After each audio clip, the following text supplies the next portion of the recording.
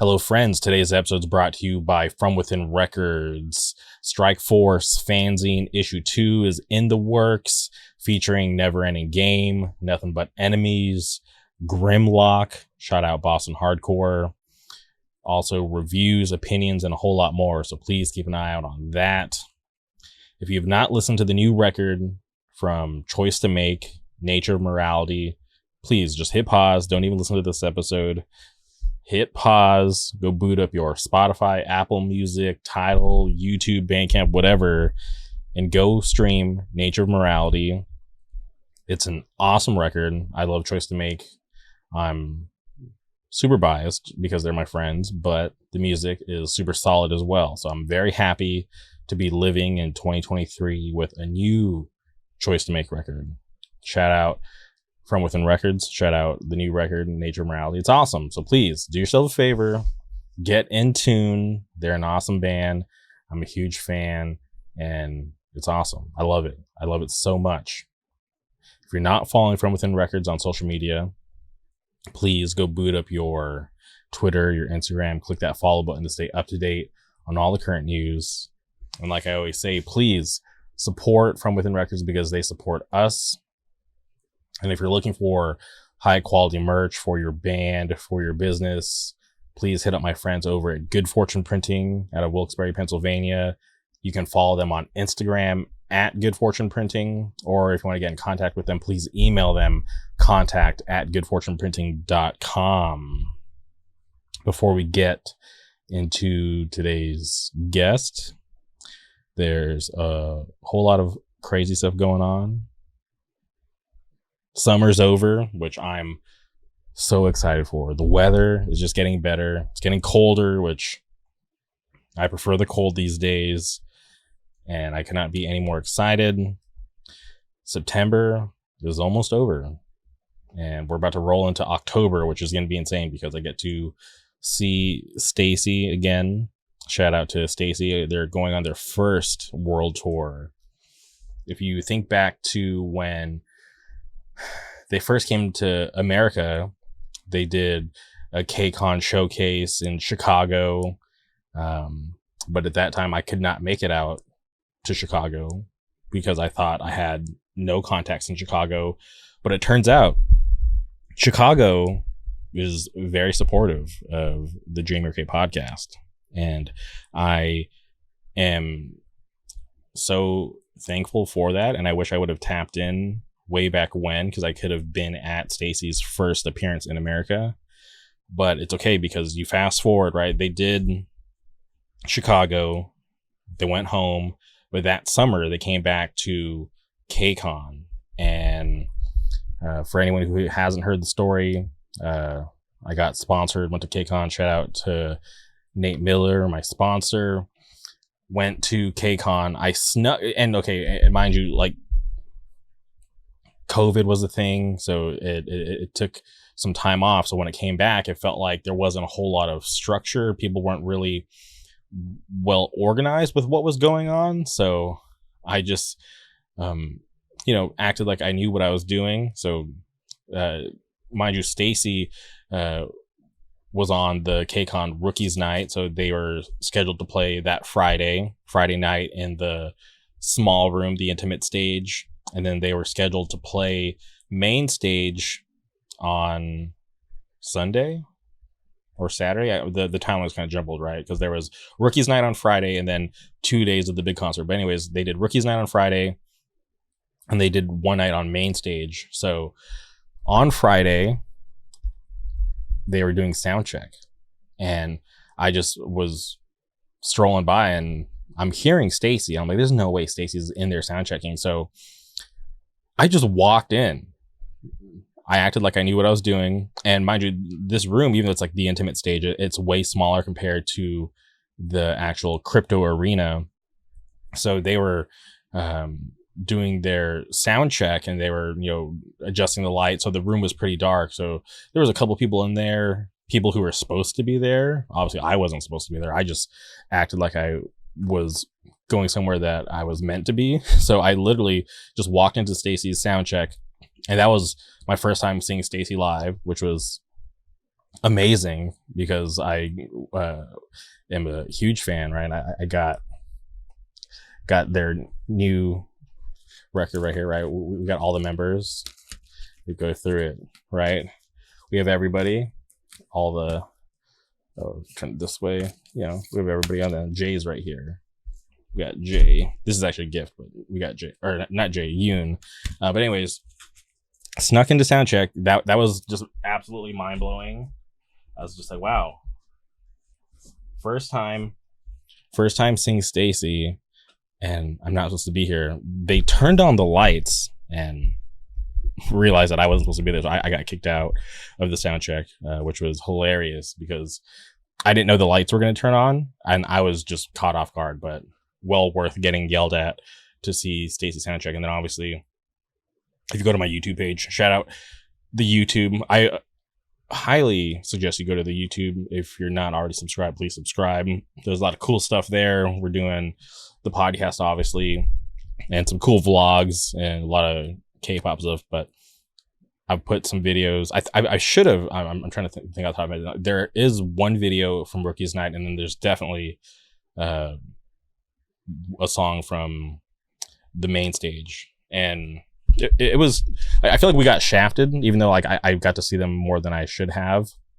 Main stage, during the main concert, there was a girl next to me, and she was like connected, and she had the actual like program for the show and how everything was supposed to run, right? This is like, for the production team, this isn't things they were just handing out. So she was nice enough to let me know like what Stacy was supposed to be doing. Like they were supposed to perform 4 songs, but something went wrong and they fell behind, so they were only able to perform 2, which was a huge bummer.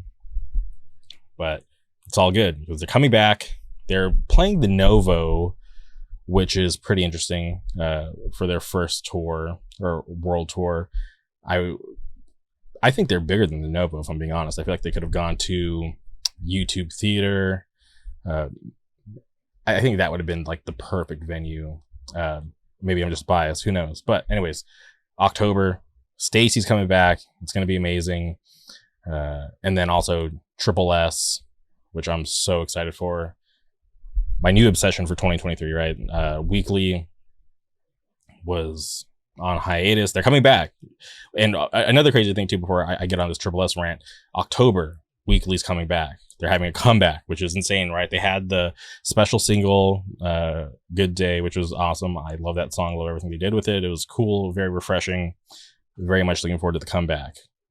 But Triple S is coming through, and Weekly, like I said, was on the hiatus. I'm full of Twice, right? We got to see them at SoFi Stadium.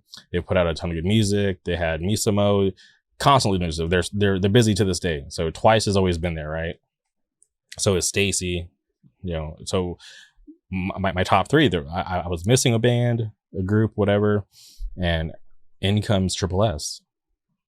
Not too familiar, but I started watching the YouTube, and I just loved everything that they were doing to promote this new thing, and I'm obsessed. I love everything that they do. I loved all the subunits to have debuted. I love the main group performing. So Triple S is something that I was not expecting to be a big part of my 2023. So I'm very excited to be able to see them.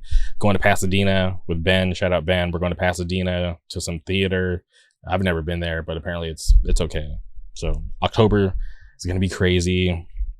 And then, am I doing anything in November? Nothing in November. And then we're leaving the country in December. Shout out Carl Gunhouse. Shout out Brooklyn. Shout out Feet First Productions. We're going international. We're doing some cool shit, which I'm so excited for. So shout out to Jeff. I'm a huge supporter of Jeff. And shout out to Carl. I'm a huge supporter of Carl. I love what they do, and I'm happy to be traveling with them. It's going to be so sick. And to be able to go to a cool show in another country, it's going to be a really good time, and I'm super stoked. But okay, today's guest, Chris Williams, legendary hardcore dude, played in a ton of good bands. And I still think about the night that we actually met face to face, because I've seen him play in his bands when I was a teenager.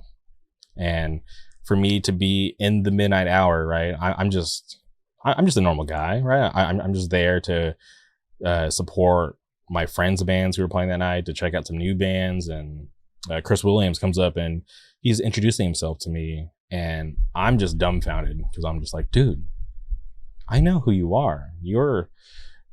You've done some crazy and cool shit. You've definitely made an impression on my life, because there's bands that he played in, bands that he currently plays in, that I listen to all the time and I identify with. So for him to be such a nice guy, it was very cool.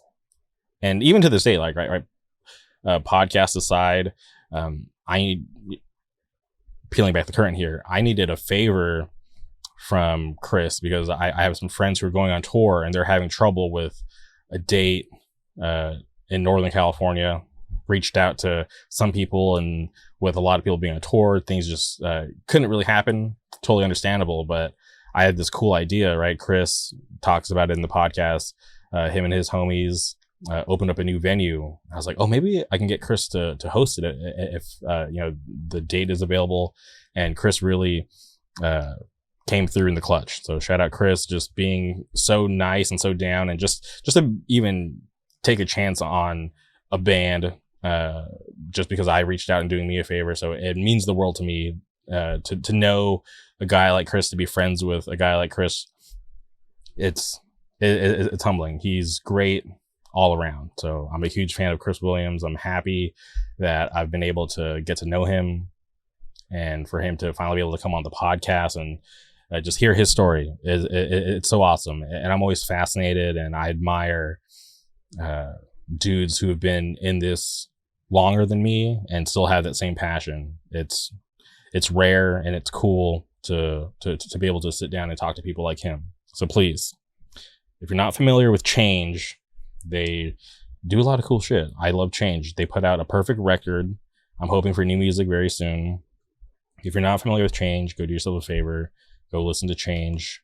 They're amazing. Lyrics are sick. The music's sick. All around great band. But listen to Change. Come back here and hear Chris and I talk about a lot of cool stuff. So please, strap in, enjoy this conversation. Without further ado, welcome Chris Williams to the show.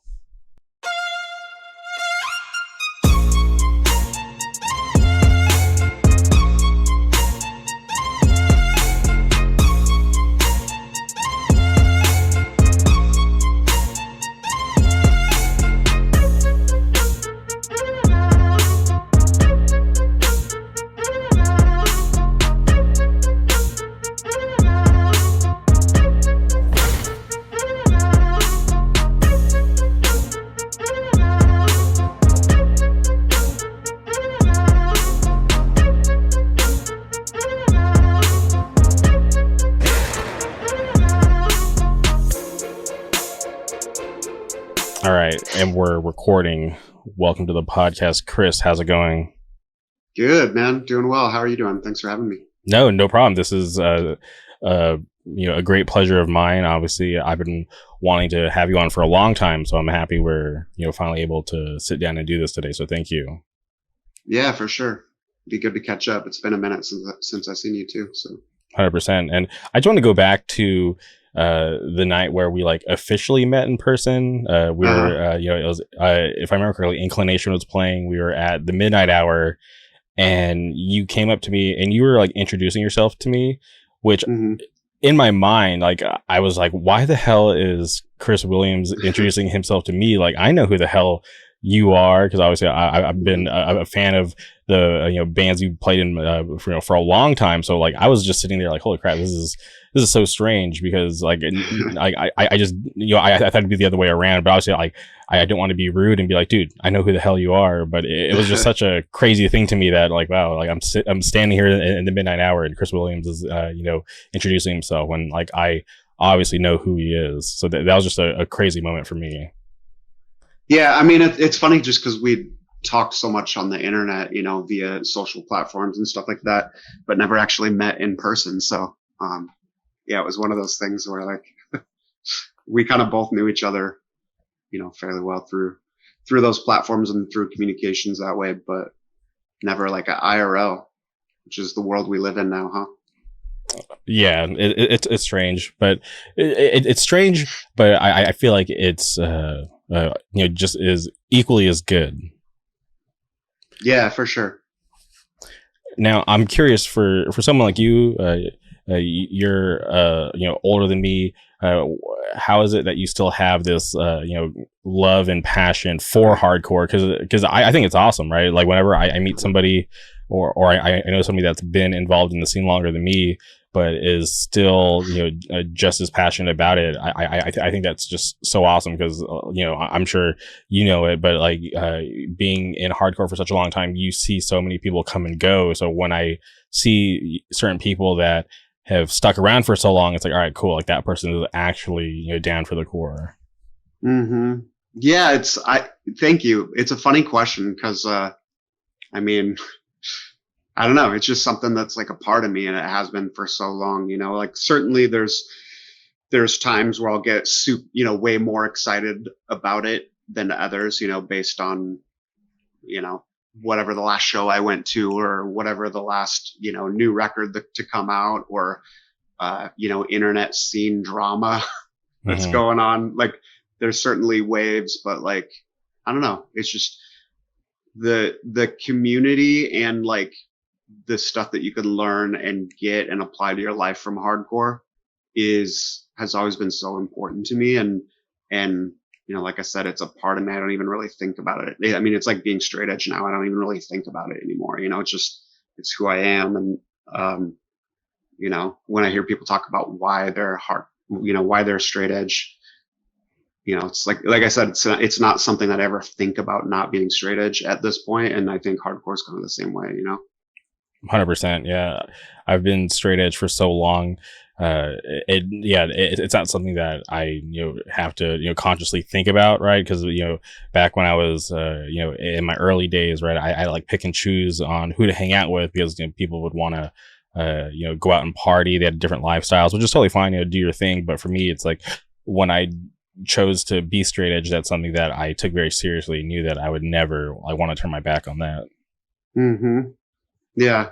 I don't know. It's kind of funny. Like, I don't know if you remember the Instagram handle Straight Edge Interviews. And one of the questions that they would always ask is like, what keeps you straight edge still? Mm-hmm. And like I said, that's, the concept of not being straight edge is so foreign to me that it's not even, there's nothing that keeps me being straight edge. It's just who I am, 100%. And I've been straight edge for so long, and I feel like I identify with like straight edge bands so much more just because I am straight edge, right? Because I have friends who aren't straight edge that listen to bands like Magnitude and still get excited about it. But I feel like for me, since I am straight edge and I can identify with those lyrics a little more than my friends that aren't straight edge, to me it's just like a little more special, if that makes sense.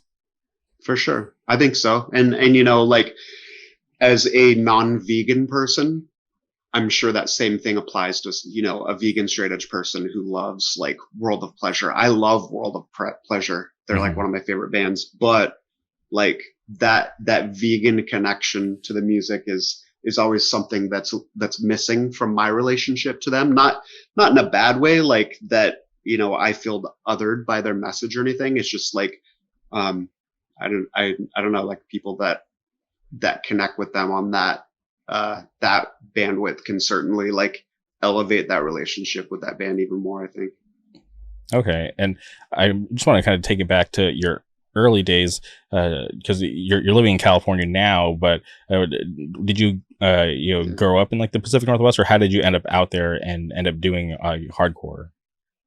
Yeah. So let's see. I lived in the suburbs of Seattle since I was, I don't know, like 4 years old, basically all I can remember of my life. My parents moved around a little bit trying to find a stable job, kind of before I was forming memories. So, but, as far as like the the stuff that my brain remembers, it's always been the Pacific Northwest. So, I grew up in a small town called Kent, which is about 20 minutes south of Seattle. And, in an era that there wasn't, there was no internet. And, I'm sure you've heard about this a lot from, people kind of my era. Like hardcore was kind of a thing that you had to kind of stumble into, cause it's just not as readily available on the internet. And, I don't know, like some of my earliest memories of, what I would later learn would be hardcore was, when I was in like 6th or 7th grade, I became friends with a skater kid in my neighborhood, and he listened to all kinds of music. Like he would listen to, like Suicidal Tendencies, Descendants, Nine Inch Nails, Stone Roses, which is funny because I'm wearing a Stone Roses shirt right now. Shout out to Conrad, for these bootleg shirts. So he would listen to a bunch of cool stuff, and some of it I really gravitated to, including Suicidal Tendencies and Descendants were like some of the earliest bands that I really got into, in the hardcore realm.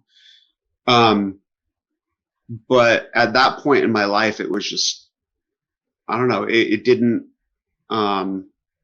resonate to me as a specific like kind of music that you could kind of like really form your identity around and base your life around. It was just kind of, a couple records tapes that I liked mixed in with other tapes that I liked that he got me into, and it wasn't until like I was in high school and I kind of came back around to more aggressive music that I discovered hardcore, through like some entry bands like Fugazi and Seaweed. Seaweed was a big one for me. Like they were my favorite band growing up.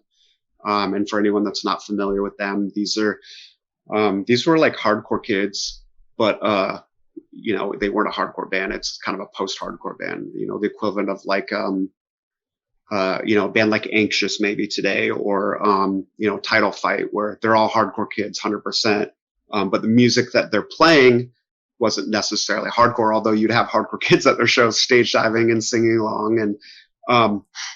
And so Seaweed was a big one for me. Like the first 2 shows that I ever went to were Seaweed shows. And, this was kind of like as grunge was exploding. And so I didn't really know about like their involvement in the hardcore scene until later. I just thought they were another, cool, like underground Seattle band that, hadn't blown up quite as much as like a Nirvana or a Pearl Jam or Soundgarden. And, I'd go to their shows and there'd be hardcore kids stage diving. And, I just kind of assumed, oh, this is what shows are like, this is what concerts are like. You go there and people are stage diving. And, I remember the first Seaweed show I went to, like I came out of the bathroom, which is like in the back of the club. And I remember seeing the guitar player Seaweed, like standing right there. And I'm like, that guy's in the band that I'm coming to see. And he's just like hanging out here in the audience. Like, I thought that was so like, I don't know, so cool that it wasn't like, he wasn't in the backstage, like waiting for his band to play. He was just like out, talking to people. And that was kind of one of the first realizations that musicians or like people that play music are just like normal people, particularly in the underground scene. But then through them, like, and through Fugazi, I got into Minor Threat. Through Seaweed, I got into, bands like Spark Marker, who was a hardcore band, at that time, who I saw open for Seaweed once.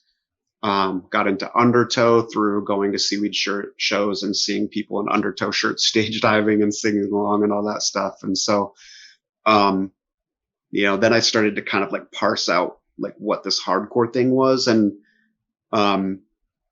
even before I knew like where to go see hardcore bands, I was starting to like realize that this hardcore thing existed, that the straight edge thing existed. And like I had heard about Undertow, and they were kind of like, Undertow was kind of like the great white whale for me. Like I always heard about them. I always wanted to go see them. The people that I know that got to see them were like, oh, you don't smoke, you don't drink, you don't do drugs. You got to go check out this straight edge band Undertow. They're insane. They're phenomenal. Their shows are crazy.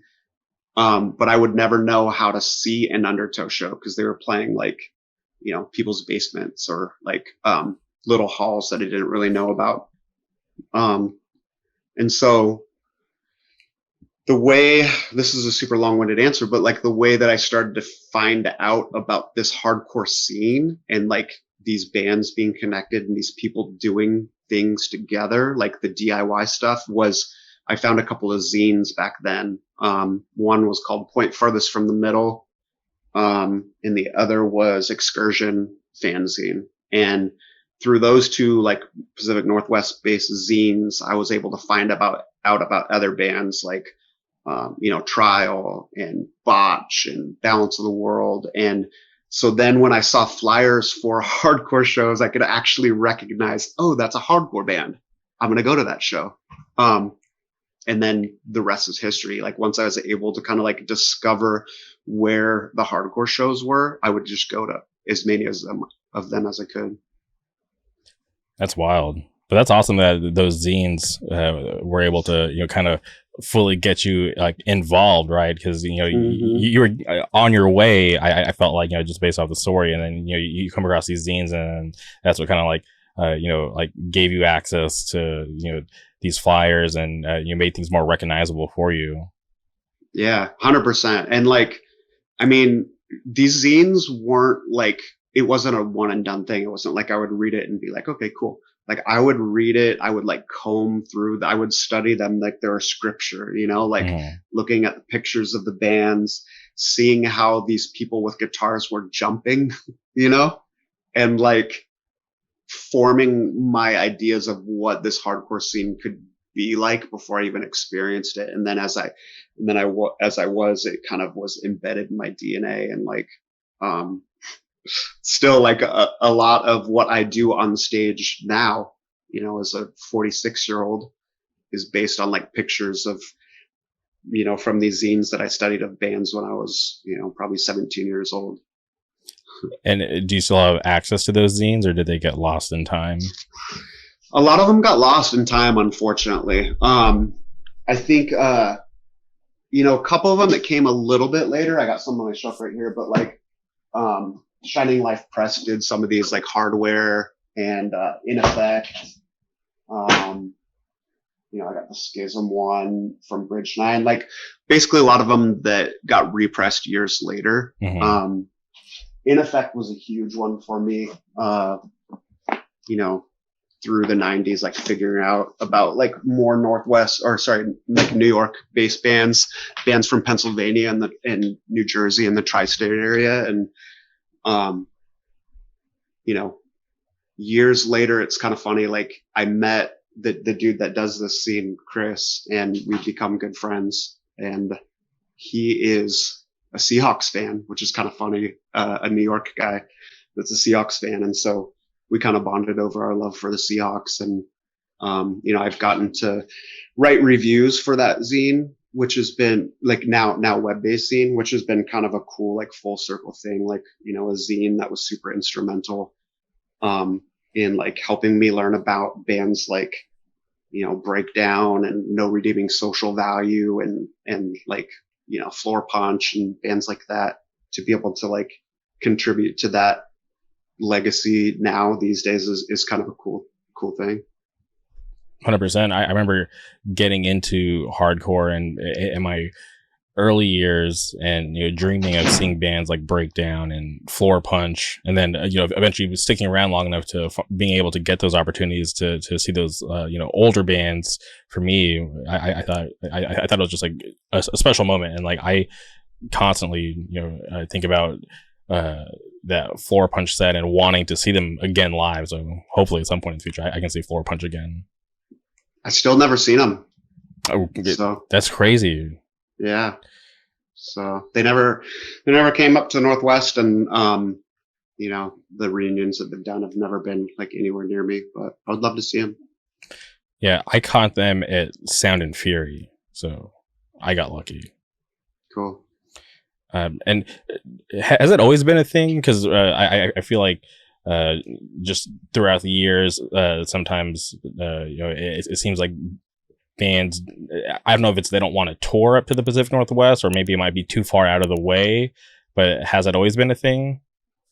Yeah, certainly. Like, and frankly, it is probably like 95% at least, if not more, just the distance. Like, it's really far. Mm-hmm. For a band that's doing a West Coast tour, there are like a few different spots that you can make like along the way between between the Bay Area and Seattle. But like, to get from Oakland to Seattle, it's like a 14-hour drive.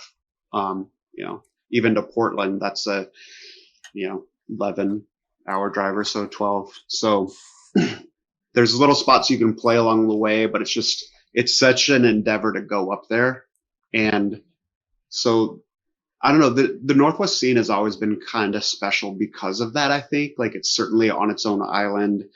There's a big time, not locals only mentality, because that's absolutely not really it, but it's locals only. Plus, if you will go out of your way to come up here, up there now, sorry, I'm down in California. If you will go out of if you're a band and you're on tour and you will go out of your way to go up there, we will love you. We will rep so hard for you. And so, there were a few bands over the years that did make it up there regularly. I think about a band like Bane that would come up all the time. Countervail was another one in that era that came up a lot. And so like these bands that would come up regularly, like the Northwest would ride so hard for them. And it's a tough thing being that far out and not getting to see all the bands that you want to see all the time, but it's also kind of a special thing because it's it breeds that I don't know, that togetherness, that we're alone on this island kind of mentality that makes it special. Yeah, I would always urge bands who are doing like regional stuff these days to start up in the Pacific Northwest and then work your way down to California, because I don't have that many close ties to the Pacific Northwest. I just just can appreciate what's been going on up there for so many years, and I always thought it was strange for bands to come all the way out to the West Coast and not make that a destination as well. Mm-hmm. Yeah, I think it's even harder nowadays because there's not as many bands that are doing like big long tours. Mm-hmm. There still are a few, but I feel like even going back like 10 years or so, like bands would do like month-long US tours, and now like just the finances, I think, and the realities of like gas and streaming and stuff like that make it so that it's just easier and more efficient for bands to do like weekends or like maybe a week-long tour or 2-week tour. So it certainly makes it a lot tougher for kind of either the out of way cities or like the smaller towns in between the big cities.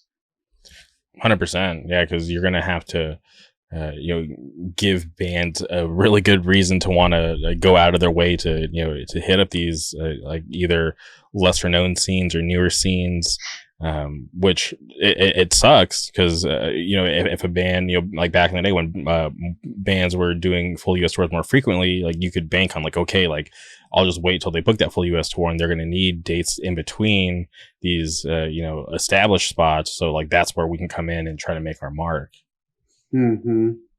Yeah, and then there's other like when there's only a limited amount of times that you can hit like specific places that are out of the way, like it makes it more impactful when you're not able to make it up. Like if you break down somewhere or you're not able to go over the pass or whatever random situation happens, then you're going from, hey, maybe we can hit this place once a year to, oh, well, we missed our opportunity this year, so we'll have to do it next year, kind of thing.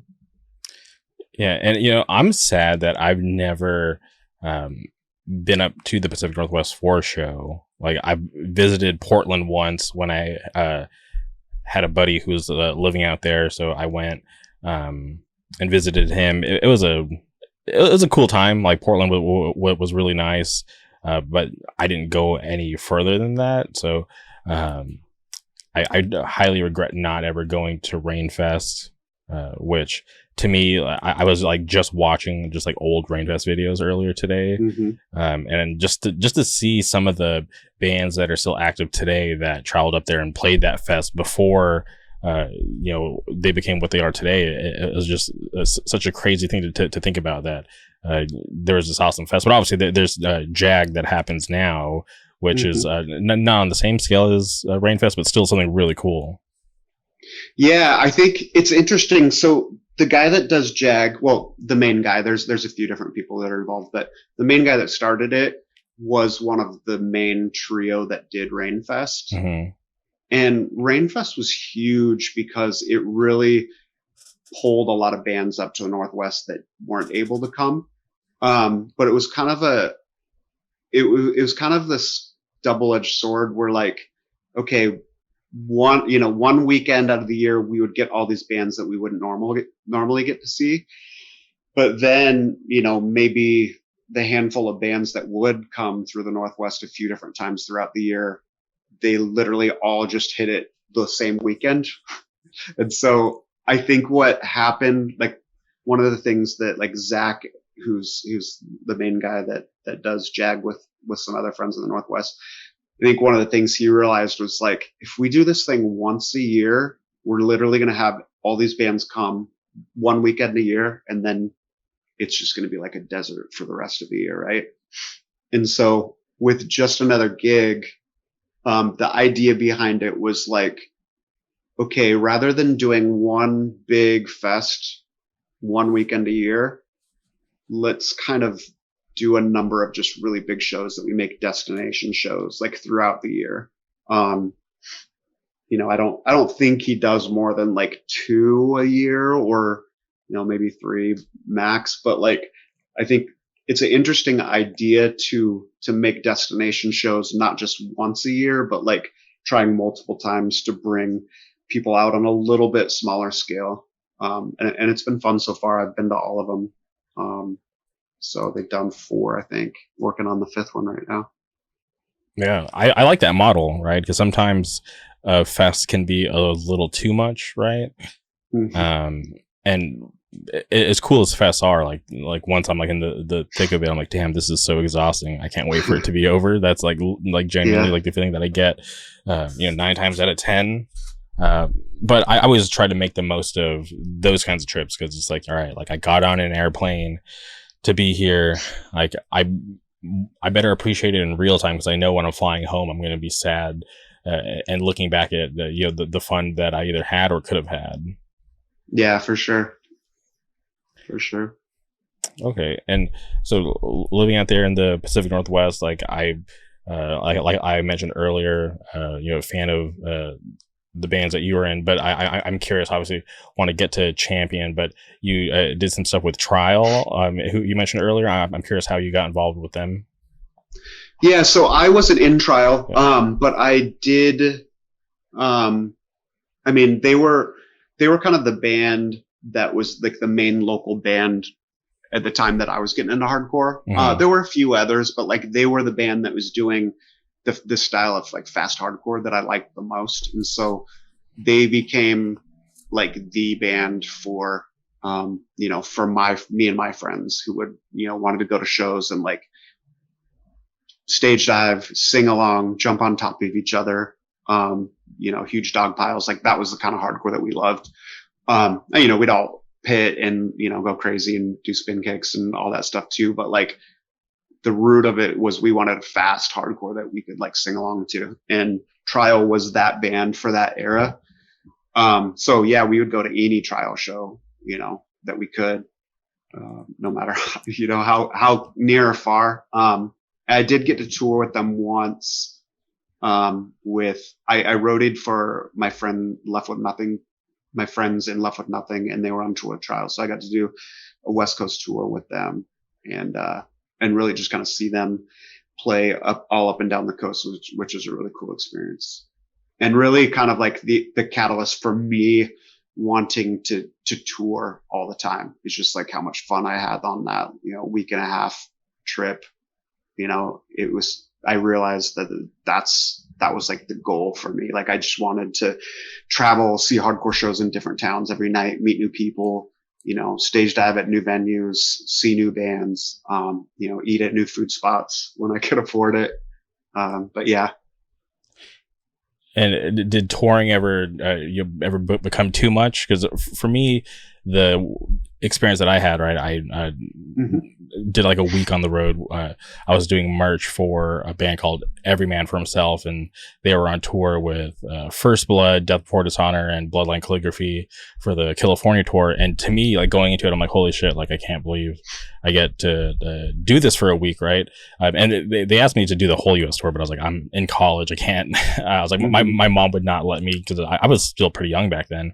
And I was like, my mom would not let me go across the U.S. to do this. Like, I have to go to college. So I was like, I can do the first week. So it was me, my buddy Casey, who did merch. And I in my mind, I was like, okay, it's like, I know that there's going to be some work involved. It's not all going to be fun.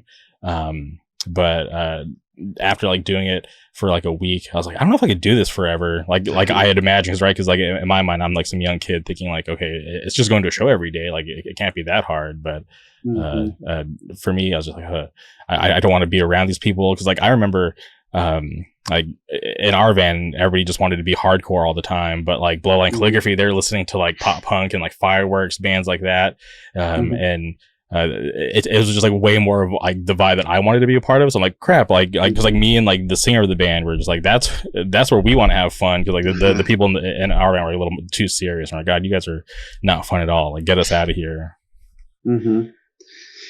Yeah, I mean, to answer your question, yeah, like there's certainly times where you get homesick, or you feel like crap, you're not getting enough sleep, your body's falling apart. You need to go to the dentist, your shoulders hurting from sleeping on ground, on the floor every night. You're scraping by, not really able to eat regularly. All that stuff can certainly weigh on you. But I don't know. It's just kind of like, you go home and you get kind of recharged, and then you go back out again. And, every tour that you go on, when you come home, it's like, oh, I'm so glad to sleep in my own bed for a few days. Like literally every tour that I've ever been on, when I got home, I was super psyched to sleep in my own bed for a few days. And then, after like 3 days at home, I'm like, okay, I need to get out on the road ASAP, And so, I think a lot of it was just trying to have that frame of mind that, this is what I want to do. If I may be a little bit homesick right now, but if I get home, the instant I get home, I'm going to want to be gone again. And then just like, I don't know, it also, like you were saying, who you're with, and how the group is gelling is certainly like a huge impact, huge factor. If the people you're with are not fun, or if you're butting heads, or there's like egos are getting out of control, like, and you're not like having conversations to like address those things, like it can be hell. So I think having the right group of people, having the right mentality, and then, just enjoying the experiences, knowing that you kind of have a finite amount of time to do it, was always kind of the mentality I took. Yeah, going into it, I was like, all right, I know that I get to hear First Blood play Tides every night for a week straight. Yeah. So this is, that's like just let me have, those couple of minutes every day, and I'll be fine. Like, I don't care. I'll go sell merch. I'll deal with people. I'll mingle, whatever. But as long as I can lose my mind to Tides, like that's it. Like, I don't care. We can eat wherever. We can go stay with whoever. I don't care. Like that was like the most important thing to me. Just because I knew, like, okay, they're going to do this whole like US thing. So they're going to, do this past me. So I'm just here for 7 days. So like, let me just enjoy it. Yeah, for sure. I remember we did a like 6-week Euro tour with The Promise. and like literally every day I moshed for them, right? Like every day for, 45 days in a row. Or Comeback Kid when we toured with them, Outbreak, like any, touring with bands that you love is such an important thing. Particularly at an age where you can stage dive every night and mosh every night and go crazy every night. It's a blast. Yeah, these days where it's just like, man, I don't want to get hurt stage diving. I'm just like, man, for me, I'm 34, so it's like, do I really want to go and do a front flip and hopefully be okay? Will my glasses survive? Will I be able to find my hat? Will my phone, keys, everything be secure? Because like when I was younger, I didn't give a fuck about anything. I was just like, let's go. We'll figure it out later. Yeah, it's funny, like the times that I've been most hurt recently-ish has been not from me stage diving or moshing. It's been standing up front and someone jumping on my head. So I figured that's what I have to be careful about now is I'm 6'1", so I'm like an inch taller than everyone else generally. Mm-hmm. So I'll be like the first person that people hit. So I need to either stand next to taller people when I'm up front or just stoop down a little bit lower. Okay. So I think back to seeing Champion play Chain Reaction with Blue Monday, and I feel like I came late to Champion, right? Because I got to just see Champion once. That was the only time I ever saw Champion. But I'm just curious for you, like, what was it like being in that band, and like what did it mean for you to be able to have such a cool run? Mm-hmm. Yeah, let's if you don't mind, let's I want to kind of address that elephant in the room because like some people might be watching this and knowing the context of what happened over the last few years, and I do think it's worth like pausing and talking about that a little bit. Okay. Because for me, like Champion was a very special time in my life, and I certainly want to get to that. And I'm proud of the things that I did in that band. But I also want to address, like, most people that are listening to this or watching this, they know about, what happened. But, a few years back, some allegations came out about the singer Champion and, being involved in sexual abuse. I don't want to get into specifics because it's not really my story to tell. I think the people that were impacted by that, I always want to like empower like people to listen to those stories and give people space to tell those stories. But like, I think what I've come to discover in dealing with the realities of these allegations is that it's important for us to talk about, especially for men in the hardcore scene, to talk about consent and what consent is. Cause I feel like, this happens way too often. And, I feel like a big part of that is that we don't talk enough about consent and what that is. And that consent is like explicit. It's ongoing. It's coherent, with a partner of age, not coerced. We need to think about like the power structures that are in place, how alcohol plays a part in these things. So, before I get more into like just my experience with Champion, I do want to just encourage people to feel comfortable talking about consent and to address it and to, I don't know, like make it harder for things like that to be hidden, just by like, I guess, shining a light on it through conversations. So yeah, thanks for just let me touch on some of those things. No, I think it's important, right? Because I've seen these waves of people in the scene getting canceled, for sexual assault, and things along those lines. And I completely agree with that. None of that stuff should ever be tolerated, not only in our scene, but just in life in general, right? I feel like, we should respect each other a lot more. And I get it is hard to come out and speak about these tough situations, but I don't think it's right that certain people can get away with things like that. So no, I'm totally okay and happy to talk about it, because I want the scene to be a place where people can feel safe and not have to worry about predators that have been here and probably are still around. So it's just it's not something that I support. Yeah, no doubt. And I mean, I think the thing that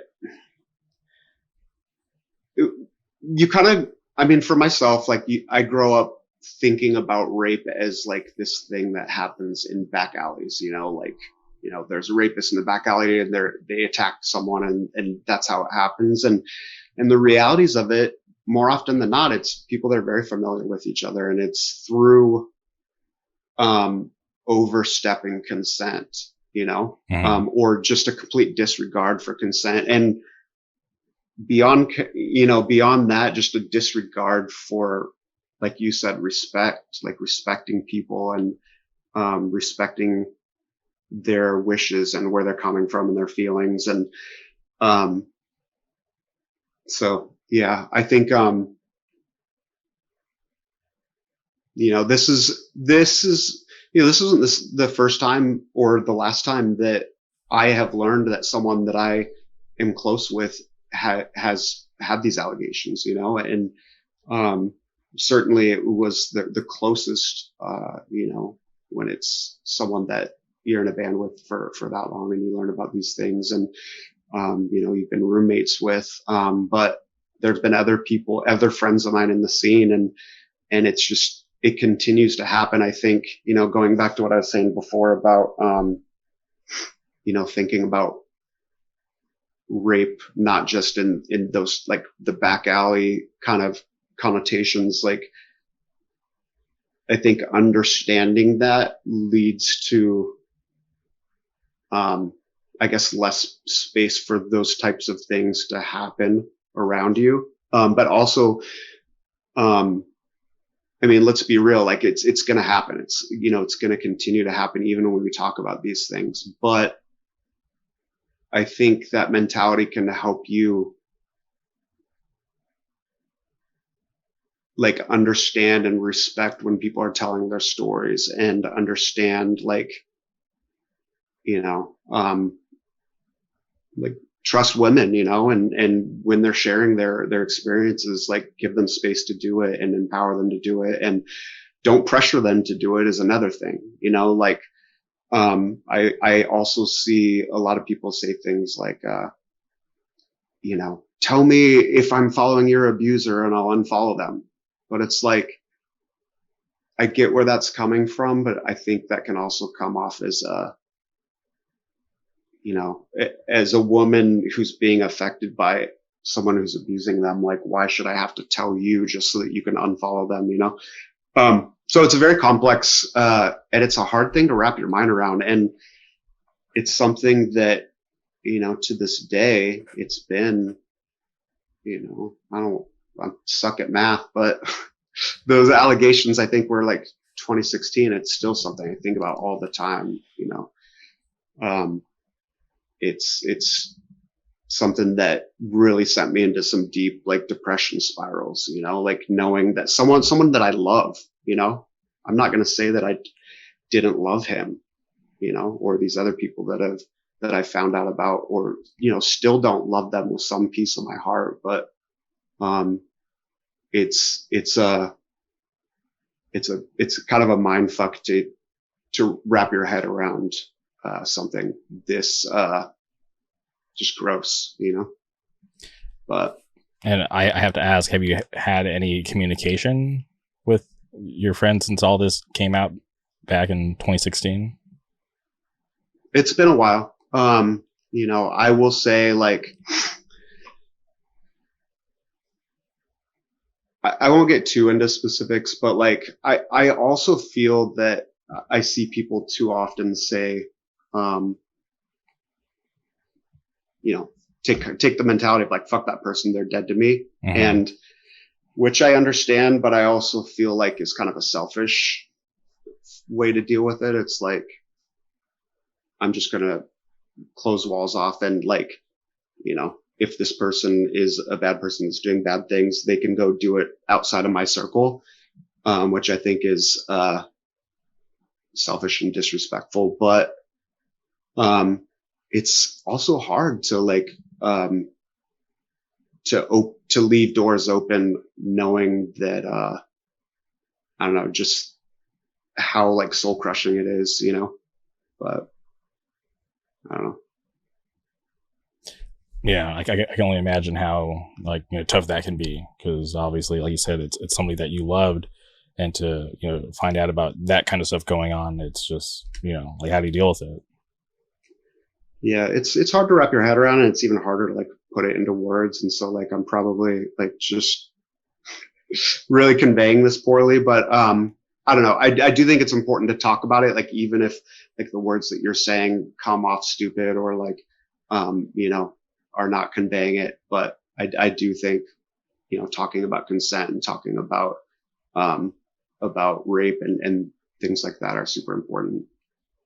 But 100%. No, it's like a nuanced conversation. Like you have to have these long form discussions about it, because you can't just kind of get it all in a tweet and move on. It's just like there's so many layers, and it's something that you have to have a long form conversation for, to try to hear someone's point of view and try to get what they're saying.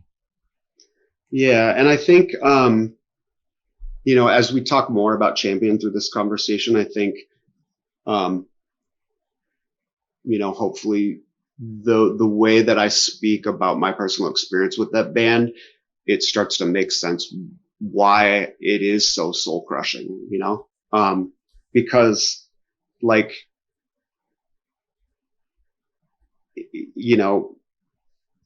taking away all those elements, like the amount of myself and dedication and like commitment and focus and sacrificing so many things in my life for 8 years.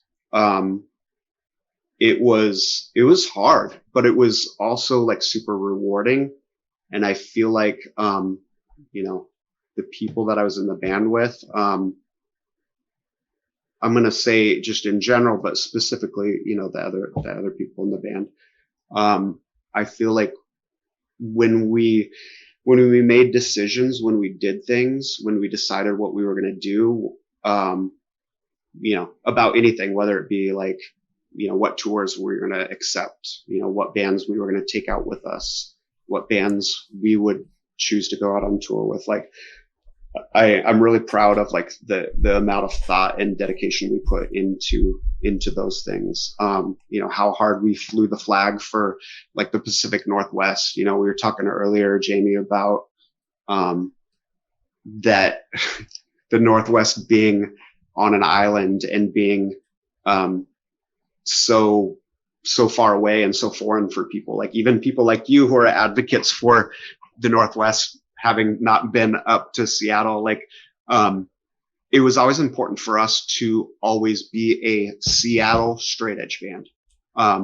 And even while we were touring, like we had a member from Philly, we had a member from Baltimore, we had a member from Vancouver, and we remained a Seattle straight edge band because A, we wanted to fly the straight edge flag, and B, we wanted to help make sure that Seattle was on the map, and that when people thought about us, they thought about Seattle, and that, they wanted to go to Seattle. They wanted to play with the bands that we loved from up there and the kids that we loved from up there. And, from the straight edge perspective, like there was a period where we didn't have a drummer for like 2 years because we wanted to be a straight edge band and there weren't any straight edge drummers. So we would just like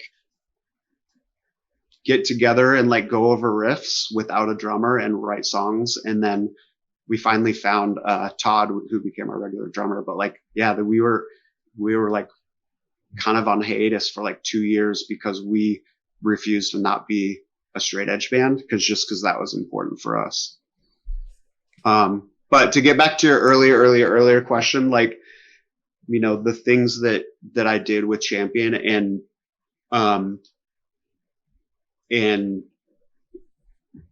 don't know, like all the experiences that we had, the approach that we took, always trying to do new things, go new places. You know, when we broke up, there were still new places that we wanted to go, but the mentality that we used, that we took with the band is like, okay, let's do this.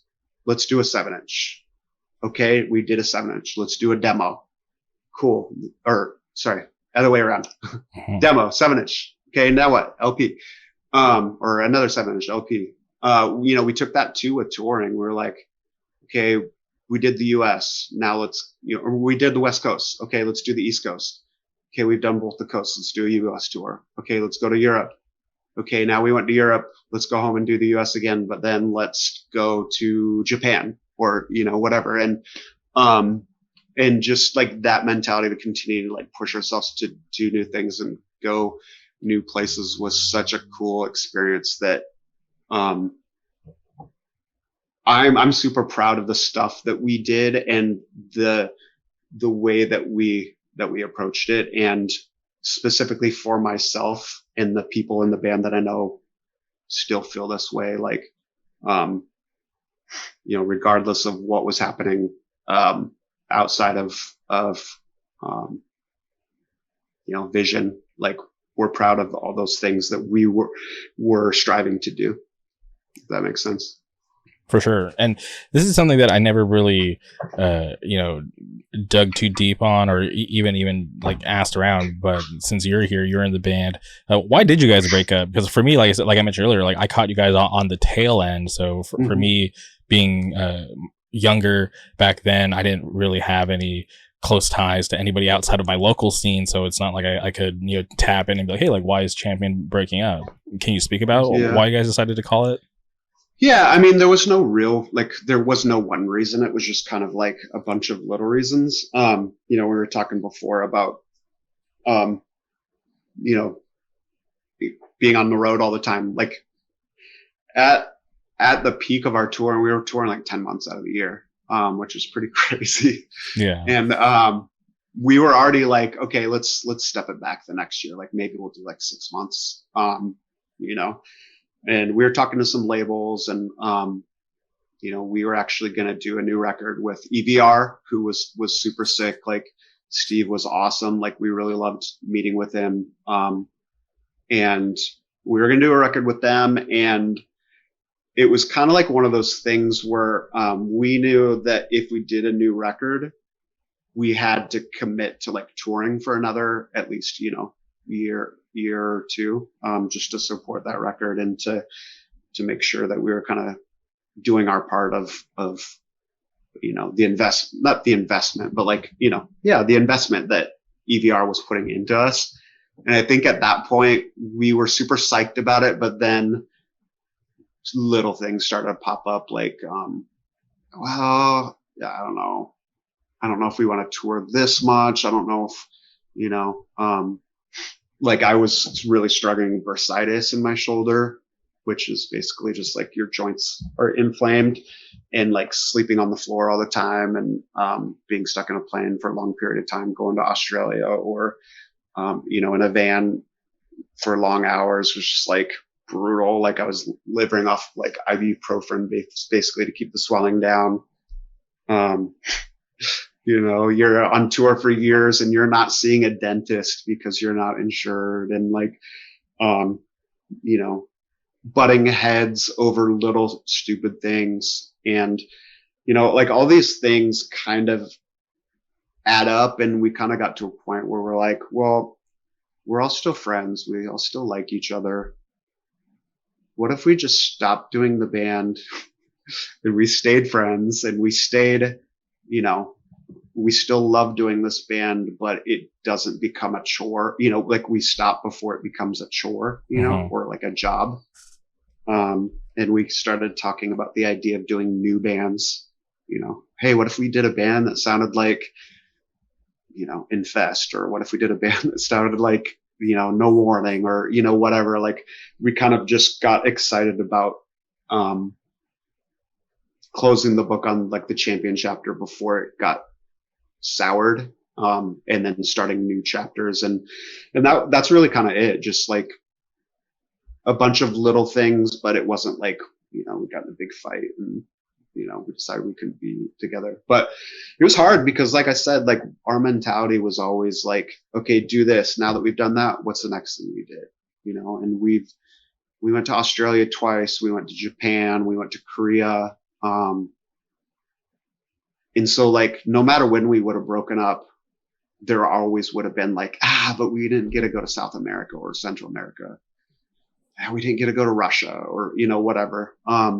So that was also a tough thing, was like knowing that mentality of like, we were talking about going to South Africa and playing like South Africa, or doing like Hawaii tour and just like these crazy things. And, I think that's the nature of it. After we would have done those, there would have been a next thing. But yeah, as far as why we broke up, it wasn't really any big thing. It was just kind of like, yeah, maybe it's time, while we still love it. And yeah. And who planned that final show? Like, whose idea was it to film it? Because I was watching that on YouTube earlier. I don't know if the person who uploaded it has the rights to do that, but it was, to me, something that I was like, all right, this is awesome that they were smart enough to think ahead to be like, all right, cool. Like, let's document this in like a professional way to try to capture the moment as best as possible, as if you were there. So being able to watch that final show, I thought that was really awesome, right? Because I was even curious about the comments. I'm like, I wonder who is even here in 2023 like me. And I'm scrolling through the comments, and there's people like from like 3 months ago saying, holy shit, I just discovered this band. This is fucking awesome. And I'm like, oh crap, this is crazy. Like, people are still just discovering Champion like within this year. Uh-huh. Yeah, I mean, kind of how we did everything. We would we used to always have band meetings between tours where we would go to this local. Well, before it was local, now it's like a semi-chain, but it was a donut shop in Seattle called Top Pot, and we would go to Top Pot, and we would just, people would get coffee and like a donut, and we would just like talk about everything that we needed to talk about, from like merch designs to, okay, we have these 3 tour offers. Do we want to pick one? What do we want to do next? What do we want to do for the art for our new record? So-and-so just quit the band. Who do we want to be our new, whatever, bass player or whatever? And yeah, when we decided we were going to break up, we got home from a tour in Australia, and we just kind of talked about it, and we're like, okay, how can we do this right? Like, that was kind of like, I don't know. That was kind of like just the lens that we looked at it. Like, okay, this has been something that has been like the most important thing in our life for 8 years. How do we close it down properly, for ourselves, for the people that supported us, for our friends' bands. And so, yeah, we just kind of picked a date. We said, okay, let's do this. Let's do it at this venue. We were talking about doing a different venue, and then I went to a Bleeding Through show, and I stage dove, and I got kicked out for stage diving.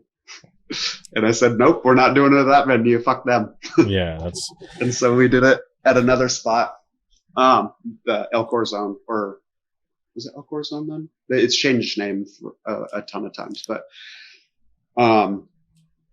yeah, and we decided the bands that we wanted to play. We also, I don't know if you know this, but so we played, I think, on a Saturday, and we worked with, I mean, it wasn't really us, but it was like some of our friends, the 3 dudes that do Rainfest, or that did Rainfest. They were basically like, hey, a lot of your friends are going to be here from out of town that are in really good bands, that we would love to book shows for them the night before or the night after. I don't remember if it was our idea or they approached us about it, but we were like, yes, let's do this. Let's do it. Like, we did we didn't call it a pre-show or and a post-show, but literally there was a show the day before we played and a day after, and it was like, off memory, like Ceremony, The First Step, Down to Nothing, Internal Affairs, like a lot of our friends' bands who we just loved their bands, and we couldn't get them all on this one show. But we kind of made a weekend out of it, and everyone was able to play, and all three of the shows were killer. And then the three dudes that really helped like pull it all together, they were like, we could do this every year. We could do this next year. And so that was kind of the impetus for Rainfest, was these dudes like doing that and being like, why don't we just do that next year again? So That's wild. I had no idea. Then that's a cool story. yeah. And then we played a couple shows leading up to it too. Like we said, okay, how are we going to announce it?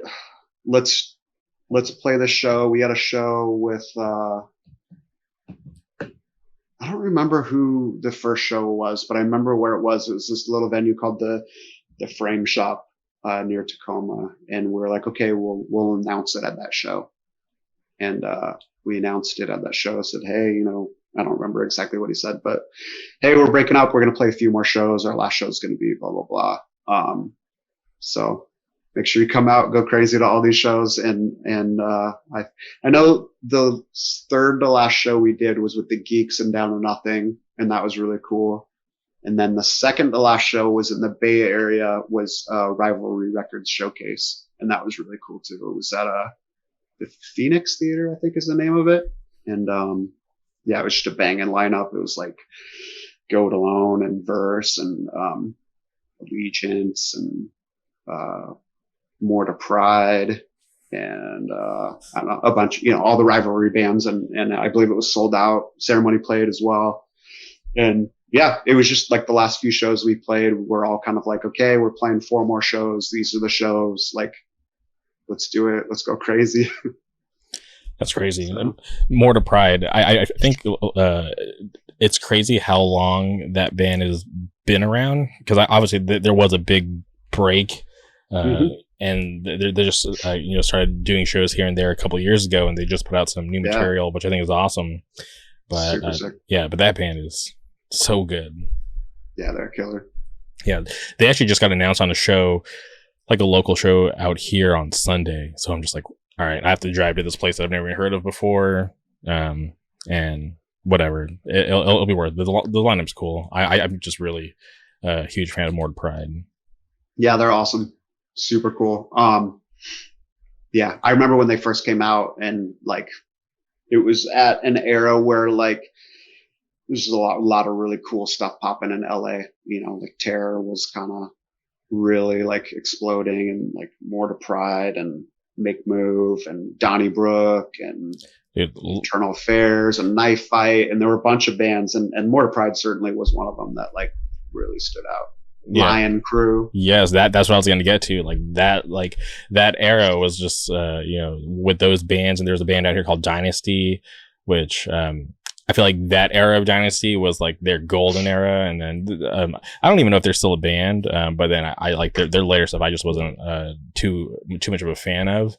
But like, yeah, just I remember just going to Chain Reaction and just like More to Pride, Dynasty, like it or not, On the Village. Like, yeah, this show's just insane. Yeah. Oh yeah. But okay, and so. Champion, you guys hang it up. You guys filmed the last show, which I thought was cool. Was it tough for you to move on from that, since you had put in a lot into the band? You guys did so much, and you guys were well loved.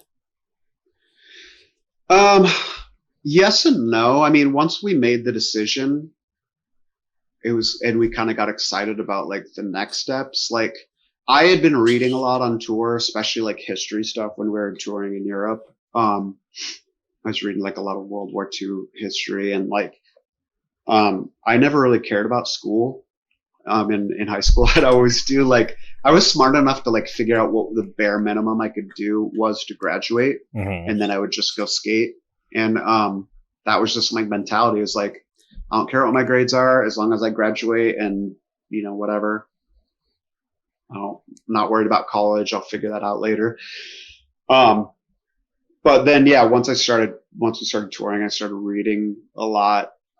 I really kind of became, uh, obsessed with the idea of like going to college. And so I was really excited about that chapter. And then like we were starting new bands and, some of them never saw the light of day, like many bands don't, but like, I think the first band that actually came next that did some like played shows and like recorded was the Vows.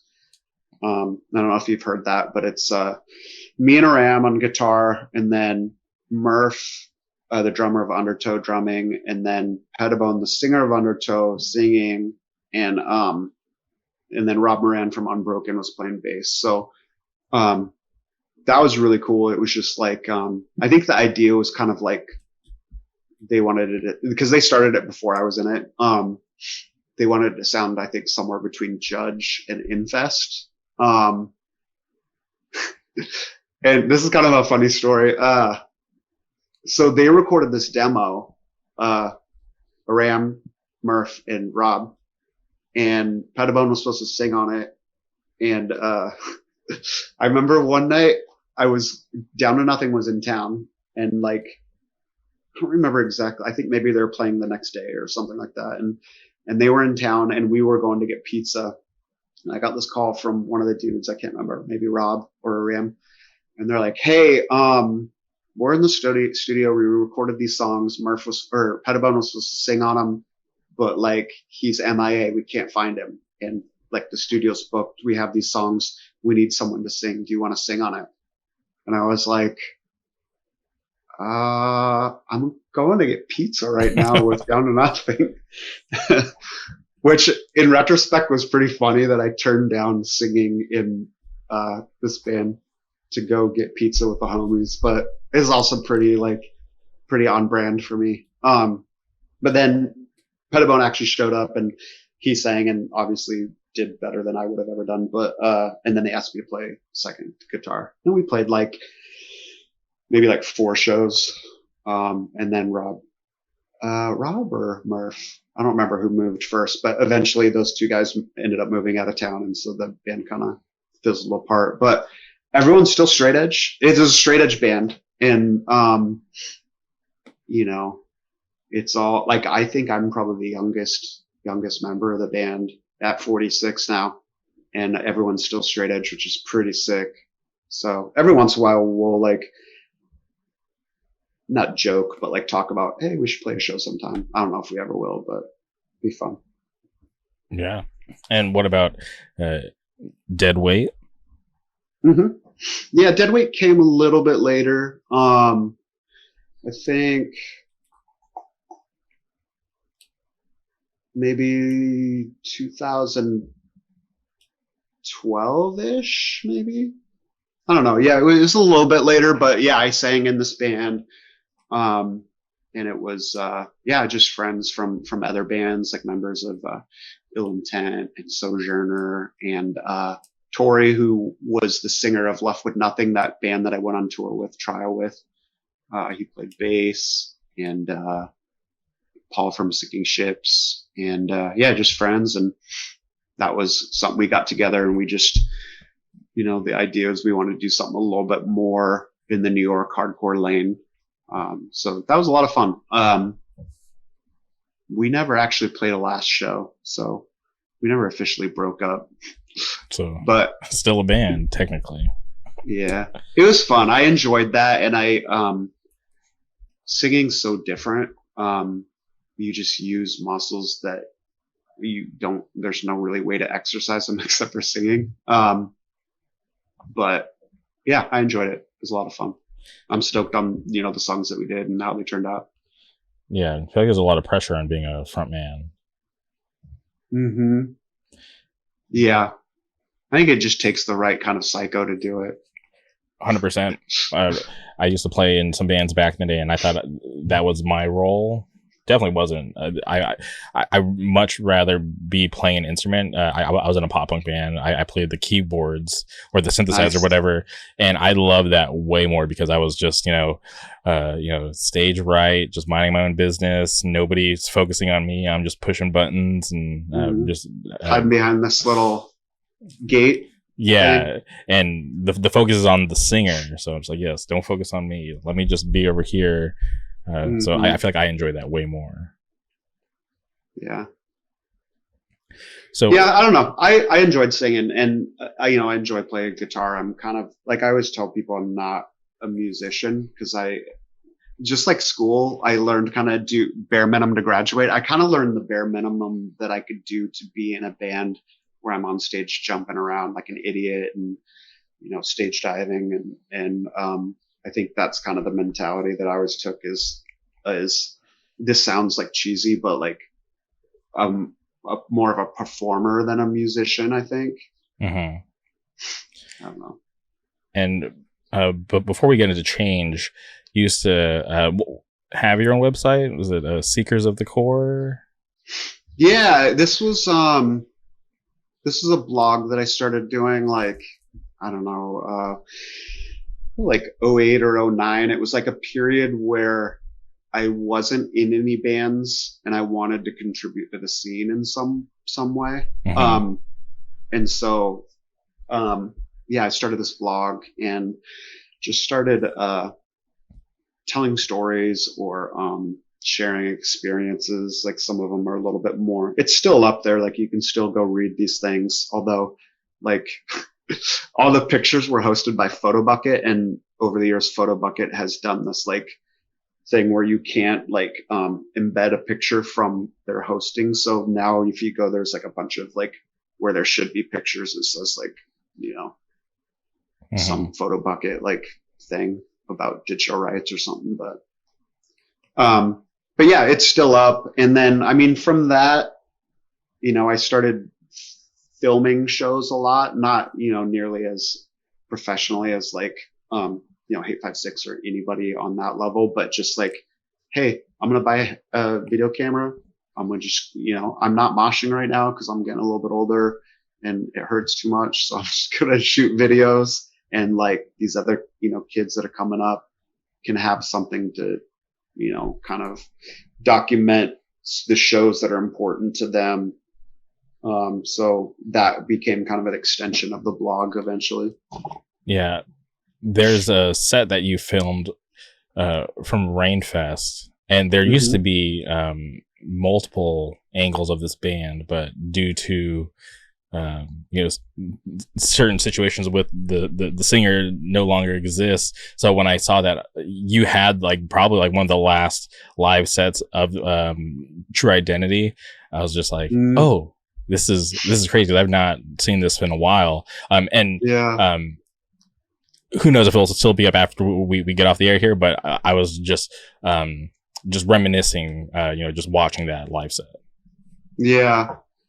I think if I remember correctly, I didn't even film that because I wanted to do stage dives. So I think I just gave my camera to someone else to hold it, and I was like stage diving.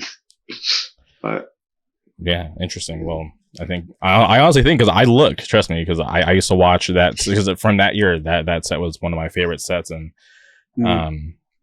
there's not, I think yours is the only one that's up, or there's one other version. I think like one's like black and white. I forget who has it, but I didn't want to watch it black and white because it's dark enough in that venue already. Yeah. But Change, how does Change come together? Because I'm obviously a big proponent of Change. I've been fortunate enough to have booked you guys. That's something that I'm happy that I was able to do. But just being such a fan of that band, how did that all come together? Change was a project that Aram and some people had already kind of done together, and it was all like it was over the course of a few years, just because of a lot of like life circumstances is just kind of like delayed it. And so when once the record was actually done, it was really like 2 or 3 years, I think, after it was originally they first started tracking it. And Aram sent it to me, and he was like, I think at this point he didn't even know if he wanted to put it out. It was he was doing it more of as a um, a therapy, an outlet to just like get some feelings out. And he sent it to me, and I was like, dude, this is really good. Like, you can't just have this go into you know into the ether. Like, people have to hear this. And so that was kind of my reaction to it. Was like, I went into it thinking like, okay, how like, all right, I know you're a Marvel fan, so let's use this analogy. The New Mutants movie had so many issues over the years that when it finally came out, you're like, there's no way this movie's going to be good. Mm-hmm. Just, or like the Gambit movie, if the Gambit movie ever comes out, like that's not happening. Yeah. It's like one of those things that like, if something takes that long to happen, there's a reason why. And usually it's because there's so many problems with it that it's beyond saving. And so when Aram first shared this with me, I kind of went into listening to it with this expectation that it was going to be like the New Mutants movie. Like, he's been working on this for like 3 years. There's no way it's going to be, I mean, it's not going to be bad because like Aram hasn't done any bad bands, but like, I don't know. I went in skeptical, and like when I put it on, I was like, yo, this is sick. Like, you really need to put this out. Yeah, that's kind of how it came about. And, through those years of getting it out, like some of the members, well, all the members of the band really have kind of moved on to different things. Like, they had other bands that they were focusing on. Some of them had children and just were kind of like in situations in their life where they couldn't really do the band. And so, excuse me. So basically Aram, once he decided that he was going to do the band, like me and a couple other people were like, no, you should do this. You should really do this. And then, Robert from Refuse Records and Ev from React, were both super supportive as well. And we're like, I'll put this out, like, and, so at that point, I think he was like, yeah, let's do it. Let's put some muscle into it. Let's, play some shows. Let's build a lineup around it. And so he and I talked about like who would be in the band. And I think Jeff, the drummer, was, another person that Aram was really wanted to be in this band just because of, how close they had grown through some life, situations and like hard conversations. And then the bass player at the time, this kid, Matt, is a guy that I had been in a bunch of bands with. Well, I guess not a bunch of bands with. We were in one band called The Crew in like 2016, I think. And I really enjoyed being in a band with him. So anytime I would try to start a new band, I would get him and be like, hey, will you be in this band? And so yeah, I got him in, and then Aram got Mike in the band as well. And that's kind of how we filled it out. And I think originally the idea was just kind of like, almost kind of like a RJC vibe where like, okay, we'll get a revolving group of like people that can play guitar or bass or drums or whatever. And if you can do this tour, then great, that'll be changed for that tour. But we did one tour together, and, we were talking earlier, you and I, about, how you have to have the right mesh of people to really enjoy touring. And after the first tour, we were like, we all love each other. We gotta, like, this is the band, and so kind of squashed the idea of a more rotating style lineup. But that became the band until Matt broke Edge. So that's why we have a new bass player, and the new bass player his name's Griffin, and he is equally just as awesome. And so it's been super seamless, like having him get plugged into the mix. I remember when you guys first came to program, I had already booked a trip to go to Wilkes-Barre, Pennsylvania, somewhere that is very special to me. And I was so torn because I was like, damn it, like this doesn't happen too often. Like, who knows, this might be it. Change might never come back. So I was like, this is like, it like legit bummed me out because I was just like, you know, I already had this trip planned before that show got announced. And I was like, damn, because I'm still an advocate of that record, you know, being like, you know, perfect front to back. I still think that's like, you know, a perfect hardcore record. So I was so bummed that I missed that opportunity. But luckily, you know, obviously here we are today. You guys are still a band, still doing crazy stuff. You guys have been, you know, all different parts of the world, which I think is awesome. But I'm just happy that, you know, Ram decided to put it out and you guys decided to, you know, make this thing work. Cause I think Change is such an awesome band. Yeah, thank you. And I mean, you know, going back to that second show that we did, I mean, or you know, at the program with you, I think you know, I was listening to this podcast and you were talking to probably Tyler about Change, and you mentioned that you really wanted to book us an OC. And I think when I saw you at that show, I was like, let's do a show, dude. I heard you say this on the podcast. Let's do it. Like, why not? Let's book a weekend around it. And I think you know, we had talked and you said, yeah, let's do it. And then I talked to Cam from Oxnard because, I had been to a few shows there and the vibe there had been so sick that I wanted to play there. And yeah, that's how it came together. Yeah. And shout out to Rejection Pact, you know, making the trip. You know, shout out Devin, shout out Idaho, Boise. It's you know, I thought that was really cool. Yeah, I love those kids too. So okay, and with Change, are there plans for like any like new music, or are you guys just like just living out this LP for a while? Because it has been a while. It has, and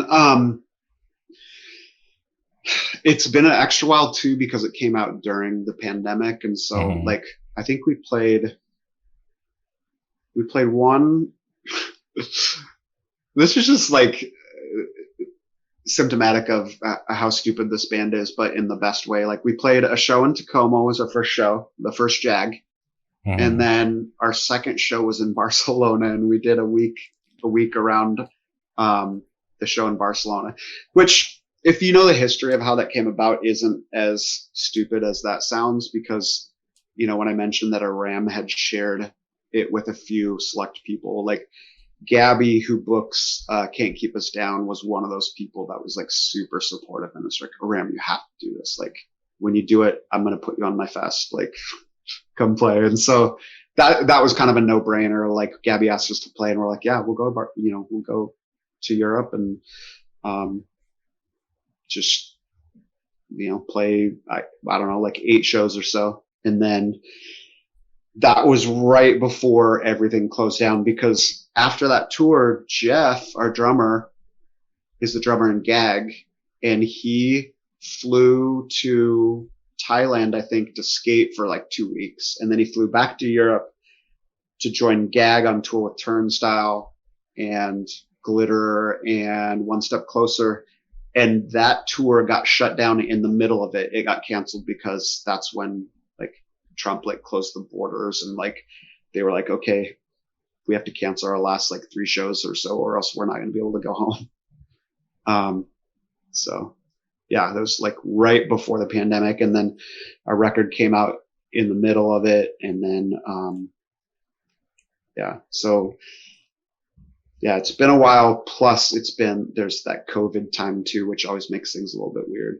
But to answer your question, yes, Aram has some songs. We just haven't been able to, we were supposed to be kind of on a break writing music, but, it's just been tricky with me living in California now. And like Punitive Damage is doing a lot of touring and Gag has been doing a lot of touring and, you know, the rest of us have been working a lot. So I don't know. The short answer is yes, there are songs. Yes, there are plans to record them and to do an EP for Indecision Records. So we'll see when that happens. Okay. Well, I guess that's a great segue, right? Because at the end of the month, Indecision 30, which is insane. Because you got to think, I'm 34, and if they're celebrating 30 years of being a label, that's insane. Like when I was 4, before I even started going to school, like that label was doing stuff. Mm-hmm. Yeah, super crazy. But yeah, we're super psyched on that. I mean, Mandel and Ito are awesome. I mean, you know that, like, they love hardcore. They're OC guys, and so you see them at every show, like taking pictures and hanging out, like, and so we're super psyched to be, you know, working with a label that we've always respected, but like with people that we also respect, people who love hardcore as much as we do, and you know, with some label mates with some awesome bands like Major Pain and No Plan. Whirlwind just got signed. Yeah, yep. Yeah, Fill the Flames. I always tell everybody, like, you can't see it, but it's like off camera right here. There's a Fill the Flames poster. Dude, that record is so good. Yeah, and my fear, right? This is like some person like weird, like irrational fear, but they're doing like so many bands, and I'm just like, don't forget about Field of Flames, please, because that record was amazing. Like, shout out Condition One, shout out all the other bands that they're doing, the Seltzers, all that stuff. It's good. It's all good up there in the Bay. But just don't forget about Field of Flames. That I love that band so much. Yeah, that was my exact reaction when Joseph told me that. I can't remember his name, the singer of Fill the Flames, had a new band. I was like, yeah, but Fill the Flames is still going to be a band, right? Right? But we're going to see him at Indecision 30 at the very least. Yeah, and I can't think of the day lineups off the top of my head. Are you guys playing day 1 or day 2? We're playing day 2. Okay. Controversial day 2. Yep. Yeah. But yeah, you gotta. It is what it is. Yeah, no, for sure. But it's unfortunate. But it is crazy to think, like, okay, in one day in Southern California, there's an insane amount of good hardcore. Like, you know, whichever show you decide to go to. Yeah, and it's funny. We're doing so we're doing a couple shows before. We're doing Oakland. We're doing Arroyo Grande, which, if we can in this conversation, I'd love to come back to that a little bit later, because this is at the venue that we're doing. Okay, I was going to ask you about that, because I listened to the Northwest Hardcore Radio podcast, and they're just talking about that venue, and I'm like, that's crazy. And I've seen you post about it a ton, so yeah, we can definitely circle back to that. Cool. So yeah, we're playing those 2 shows.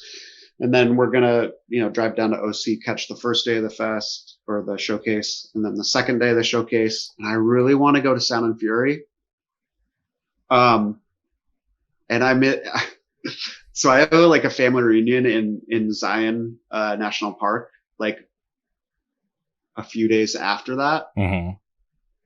And I really want to go to Sound and Fury, but I'm also like nervous that going to 2 shows back, or 2 fests back to back, is pushing my luck with the COVID thing, and that I'm going to get sick and not be able to go to this Zion National Park, which I've never been to. So I'm like, that's my dilemma right now. Is like, I really want to see Trapped Under Ice, and like, I can't remember who else is playing that day. Big Boy, maybe. I want to see Fury.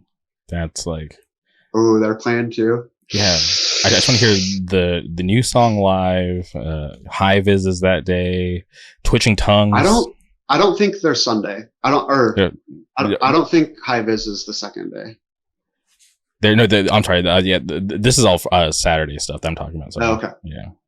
Yeah, because that was the major bummer for me, is like, because Change is doing this run, and then immediately after I'm going to this family reunion, I'm gonna miss High Vis, all their shows. I thought about, like, can I fly up to Seattle and see them? But there's not enough. Like, the dates don't line up, and I'm super bummed.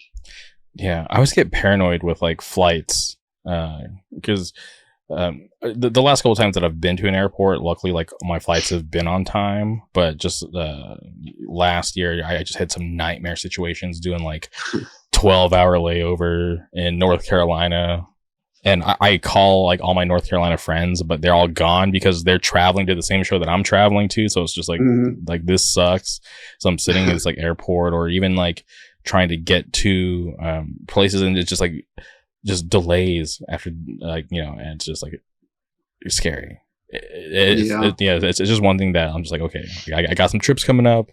Please don't screw me. Yeah. Yeah, it's gonna be an interesting weekend, but I'm I love Throwdown. Throwdown's such like an influential band for me. Like, if anyone who's listening to this and you've not listened to the episode that I did like years ago with Dave Peters from Throwdown, that blew my mind, because I had and it's like me peeling back the curtain. I don't think I ever talked about this, but I would always message, because this is when he used to have like his personal Instagram. I don't think he has it anymore, probably because of people like me bothering him. But like I would just message him, because like my friends would see him around town, because, you know, he's a local Orange County guy, you know. So I would get texts, and I don't know why all my friends would report to me. They would be like, "Hey, I just saw Dave Peters at the Regal Cinema. I saw him at the Trader Joe's, whatever." And I'm just like, "Oh, did you talk to him?" And nobody would ever talk to him. I'm like, dude, if I saw Dave Peters in the wild, I would go talk to him. Like, I don't care. But I reached out to him because I've been trying to book Throwdown for fucking years, right? Like whatever. But then I started doing this podcast, and I'm like, oh, how crazy would it be if Dave would come on the podcast? And I remember I messaged him one year. He like, it said he read it and he never responded, and that's fine. So I waited one full year. I messaged him and I'm like, hey Dave, just following up. You know, I know I asked you last year, but, you know, just wondering if you'd be, you know, interested. And he got back to me. He's like, my bad. Like, I didn't actually see this last year, but yes, like, let's do it. And I just lost my shit. And because like when I got into hardcore, you know, Keith wasn't singing for Throwdown, so I was like the, you know, Dave Peters era, which, you know, is fine. I like Keith's vocals, but I'm just stoked to see, you know, even though they can't call it Throwdown, I'm just happy to see just those songs being played again, because I feel like there's like a whole generation of kids that like that band a lot and are dying to see that. And I know they get a lot of flack for some of their later records, which I think are still good. People just you know, just don't understand. But I hope, you know, maybe this, because like obviously, like, you know, Haymaker celebrating 20 years. I don't know if you saw that stuff going on, but I just hope there's more activity, and maybe Throwdown can, you know, figure it out and actually play a show. If that makes sense. Yeah, for sure. Yeah, I'm you know, my favorite style of hardcore is like more youth crew stuff, but like when I heard about this showcase coming together, the first thing I thought was like, okay, the two bands that I want to see are Count Me Out, which bummer. And then how sick would it be to see Throwdown with Keith singing again? And so I'm super excited for that. Like, that first tour that I ever went on with Trial and Left with Nothing, like our early like demo era Throwdown played the showcase show. So I got to see that. You know, I was lucky enough to be able to see them at not their smallest, because like there were still like kids singing along and going crazy, but you know, I got to see them kind of go from a demo band to like this massive, like, their show, like the reactions that they would get at shows in the showcase, like in that era, were like the 7-inch and first record era were insane. Like, maybe some of the biggest, probably, I would probably say not even probably, definitely the biggest like dog pile sing-alongs I've ever seen for any band ever. Like, I don't know. I have really good memories of seeing Throwdown through the years with all sorts of different singers. Even like I saw him once, Brandon Chipetti from Bleeding Through singing, which was really cool. And yeah, they were always a blast. So I'm excited to see them. And I'm excited to see Bleeding Through. I'm such a Yeah. huge fan, and I'm just a huge fan of like just the Orange County scene in general, right? Because Hmm. growing up, I lived out in the Palm Springs area, so me and my friends we'd have to travel to the Inland Empire, to Orange County, to go to these kinds of shows. So Orange County was always second choice because going to Hmm. the showcase was closer for us, right? Yeah. And back then, it was normal for a tour to do showcase and chain. So we got Hmm. to, for the most part, we got to pick and choose. And also, like, sometimes the showcase show would sell out. So we'd be like, all right, fuck it. Like, we have to go to chain because we didn't get tickets.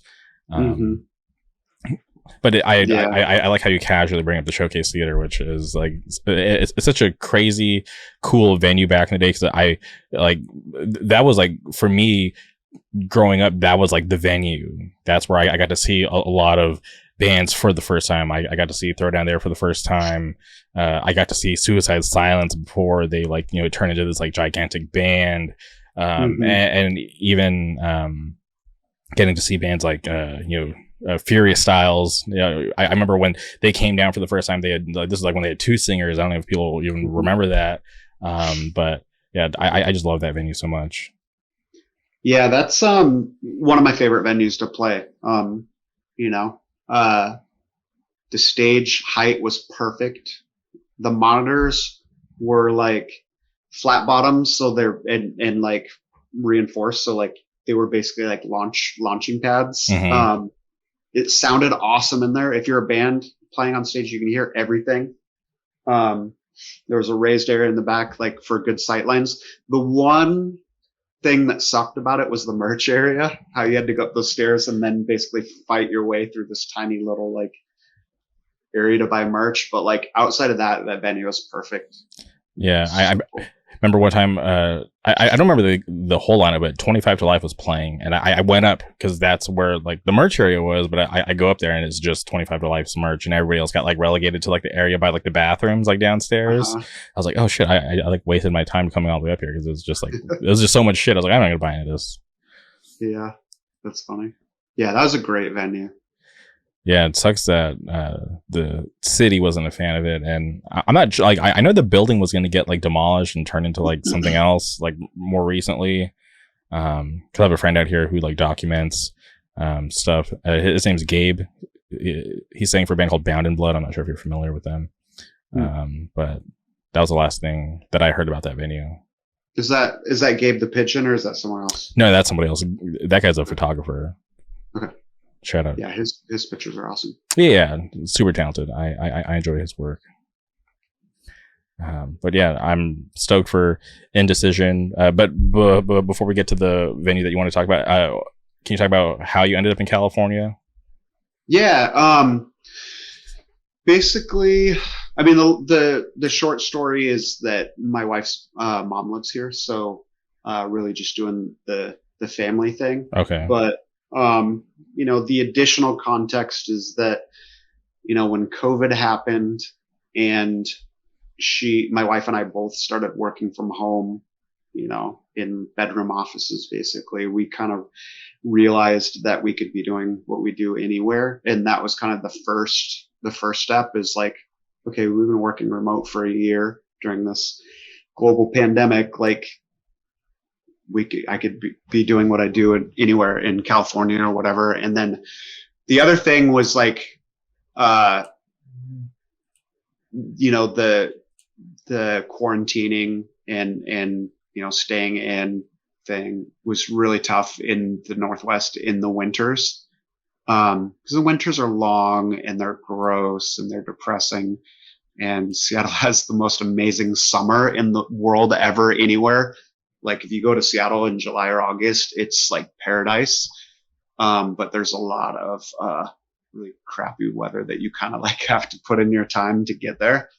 Um, but like during the pandemic and not being able to like leave our homes really and like be social, it made it even tougher. And we both kind of like that COVID winter kind of like crushed us like mentally.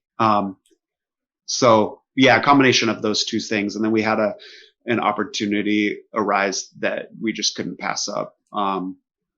to move down here to SLO and to San Luis Obispo, and be closer to her family. My family's all in the Northwest, so we've been close to them for a long time, and it's time for her to be a little bit closer to her mom. So. And have you liked it so far?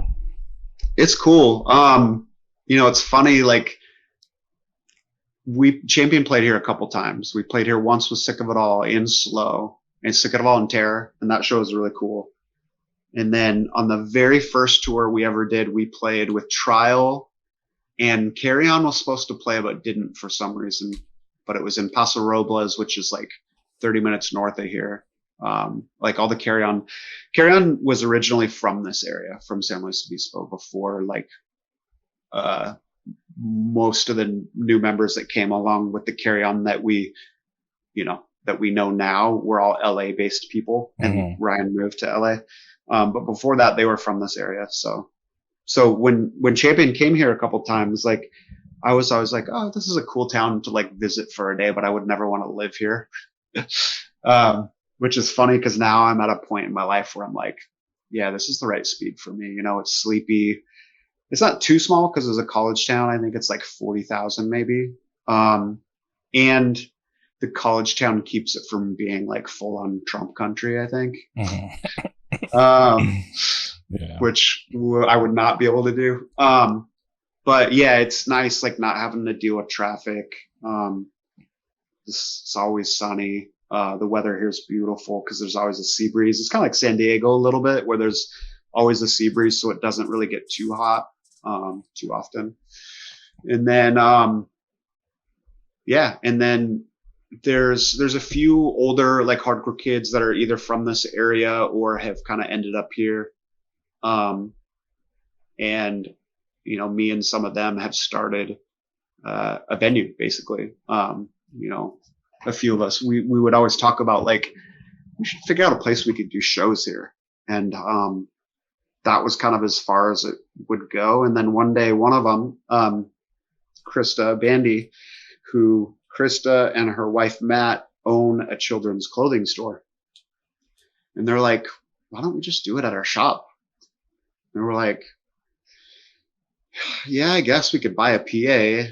And they were like, we know someone who has a PA. Like, oh, well, I guess there's no reason not to do it. And so yeah, we decided we were going to do it. And then going back to Dave Ito from Indecision, he was super instrumental in like getting that first show together. Like he kind of caught wind that we wanted to do it, and he was like, yeah, let's do it. No plan, major pain, ill communication. And originally we were talking about trying to get the homies from In Time to come up, but they couldn't do it because I think Cam was out of town. But yeah, Ito really was like super instrumental in like, no, let's do it. Like we're doing it. We don't care if no one's going to come. We're going to do this because we're your friends and we want to help you like, build up this scene here. And yeah, it was a fun show. Like all the shows have been awesome. I'm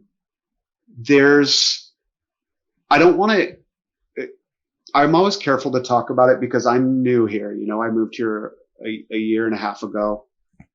We're not starting a scene. There's been a scene here. But throughout the years, it kind of like the hardcore scene will kind of like go in waves as kids come to Cal Poly, which is the college here, and go to university, and they'll start bands and do a scene, and then they'll graduate and then they move back away, and the kids that come up seeing them and fall in love with hardcore, they turn 18 and they're like, cool, I can move to LA or the Bay or whatever. And so I think it's harder to keep a consistent scene here, but like there's always been like a few hardcore kids, and in a smaller town, there's always kids starving for something like this, just like we were growing up, like starving even before we knew what we were missing, like starving for that thing. And then when you find it, like that's what I want to like invest. That's my identity. That's what I want to become. And so, the shows have been super sick.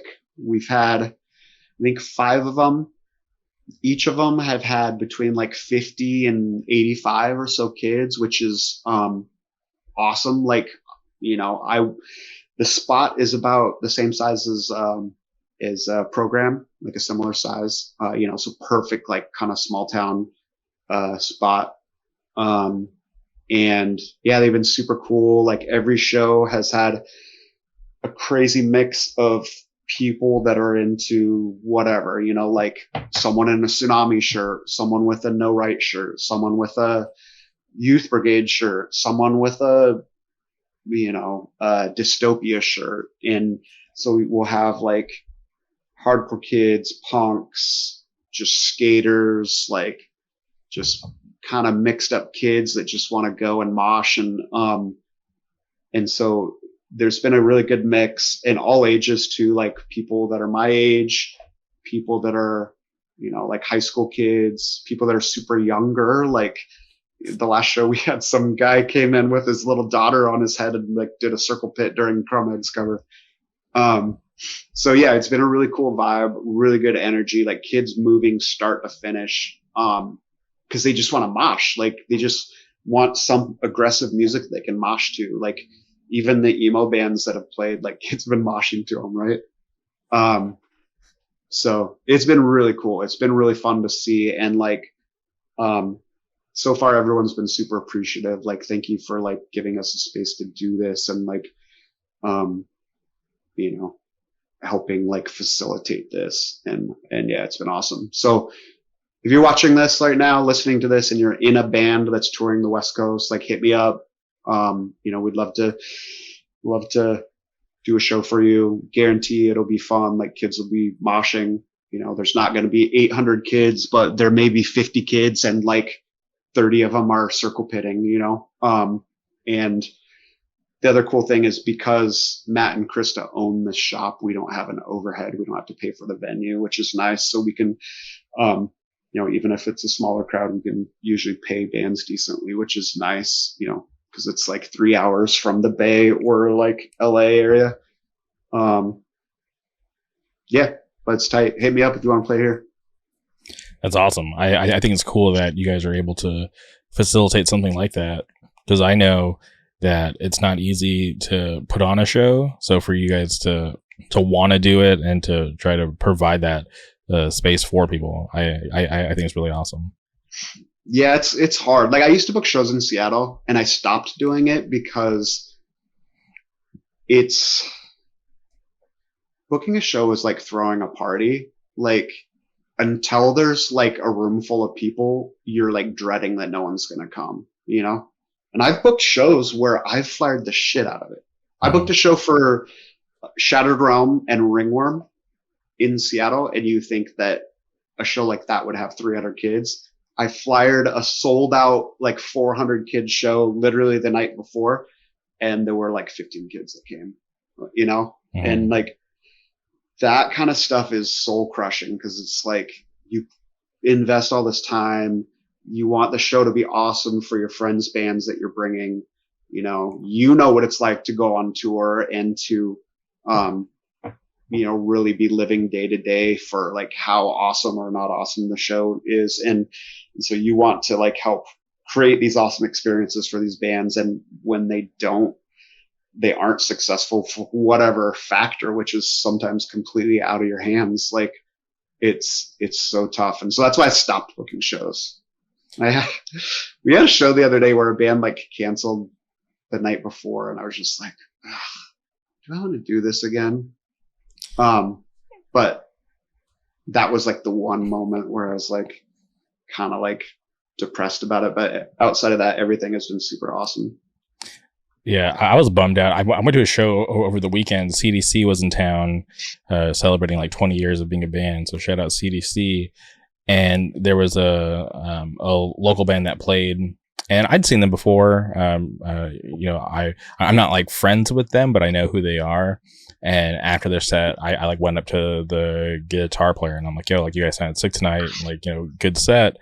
And he looks at me and he's like, oh, like, why don't you book us at Program? And I'm just like, oh shit. Like I don't book shows anymore. And Uh, and I don't know why it bothered me so much, just because it's like I I I wish that I could, right? Like me stepping away from doing shows is obviously like my choice. Like I mhm, could still be doing it if I chose to, but there was just certain circumstances that I just didn't agree with, and I just didn't want to be a part of it anymore. So for just for my mental health, right? Because I was just constantly fighting this like losing battle to try to get stuff, right? Because I here on the podcast I put the signal out like, hey, like you're a band, hit me up, I will get you in Orange County. And it just became so hard, and I had to start turning away people, and I was mhm, having to like like defend people when I probably shouldn't have.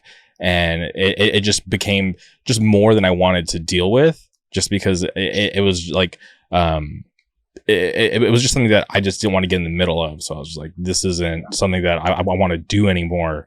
And even to this day, like I still get people hitting me up for shows, and I'm just like, dude, like like the same place where I said I book shows is I'm like, screaming now, like I don't book shows anymore. Don't hit me up. But it sucks yeah, because like there's such a like the scene's so active, right? So shout out to like SOS Booking. Like I feel like they put on like the best shows down here in Southern California.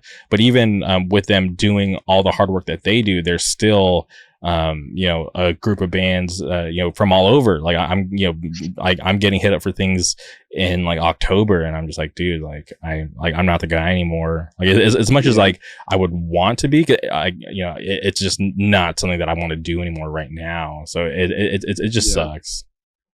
Especially, I mean, I'm especially, I bet, an area like Southern California where like the proximity makes if so many people creates all these little micro scenes where the traffic divides them, and there's like multiple shows going on, the same night within, like SOS, like you said, does an awesome job, but like if they're already doing a show 15 minutes away for, some other bands, it's probably not a great idea for them also to do a show in, Orange County the same night as their show in LA. So it's tough. Yeah, I would argue the only way that it would work is if like the bands were like sonically different, right? Because like Mm-hmm. because you can't do two shows the same night with similar sounding bands, because obviously it's going to be really tough to get people to go to your show if you don't Yeah. have the more popular bands, if that makes sense. Mm-hmm. Yeah, for sure. um but yeah, so that's it. I Who knows, I'll probably book a show again. I've tried. There's some like, and honestly, yeah, there's a lot of heartbreak that like, oh man, there's like so much, like people don't respect the hard work that you put in, Mm-hmm. and then even like it's like, oh yeah, like let's keep like big business out of hardcore. But then when I'm getting like screwed over by certain bands, when I'm just like, man, maybe I should have had this in like writing, or like there should have been some Yeah. like more of like a commitment instead of like this verbal agreement. Then when I get like 90% of the things in place to do this like show, and then I go back to like the headliner, like, hey, like we're all good to go. We just need you to commit to the day. And then they're like, oh no, Mm-hmm. we can't. And I'm just like, wow, thanks. Like you say yes, and now you're saying no, and now I have to go turn around and tell every band that it's not happening, and to tell the venue we're not doing it. And it's embarrassing. It sucks. Mm-hmm. Yeah. Yeah. There's a lot to deal with, and there's only like people that have been doing shows for years, like hats off to them and so much respect, like Yeah. to have to deal with that, particularly at the truly hardcore level where, you know, where you're not making any money off it. You're literally doing it out of love for the scene, and every investment goes to pay off both monetarily, but also just like, the experience, like pay off these bands that you want to have a good experience, and yeah, it's just, there's so many factors that can make that hard to do. And it makes it super, draining. 100%. Well, I don't want to end on such a downer, but I do appreciate you coming on the podcast. Like I said, I've been a fan of the bands that you've been in, the bands that you're in. So I truly appreciate you taking the time to do this. It definitely means a lot to me. Yeah, thank you for having me. I appreciate it. I appreciate listening to your podcast. I don't listen to every episode because I don't drive as much as I used to, but it's certainly on my regular rotation, and I try to listen to it as much as I can. So, thank you. I appreciate that. We got a new Marvel one dropping this week. Tyler and I talk about the new Spider-Verse movie. Cool. That's fun. Yeah, those are fun. Those are fun lessons. I love Tyler too. So. Yeah, me too. He's such an awesome guy, and I'm actually traveling to Louisville next year for LDB because of our friendship, and I've been telling him for like 2 years that I'm going to go, and I just don't go. But it's like this year or this upcoming year, it's like, all right, it's a priority, so gonna make it happen. Yeah, I want to get out to one of those too, for sure. Yeah, I think listening to him on this podcast is cool, especially because like he's such a technological hermit, and so like a lot of the friends that I'm able to feel like I can stay connected with via social platforms, I don't really get as much with him, so it's cool to hear his voice. And then a lot of times I'll text him and be like, yeah, that part was awesome, or like, you're crazy, this is what I thought about that. Yeah, and I urge everybody to go listen to his podcast that he's doing with one of his friends, the Hardcore Troubadour. So he's great at what he does, and I love talking to him, so it's fun. Hell yeah. All right. Well, is there anything else that you want to say before we sign off? No, just thank you for having me, and psyched on hardcore. There's a lot of good stuff going on right now. Always is. I just got the Violencia record in the mail today. I love it.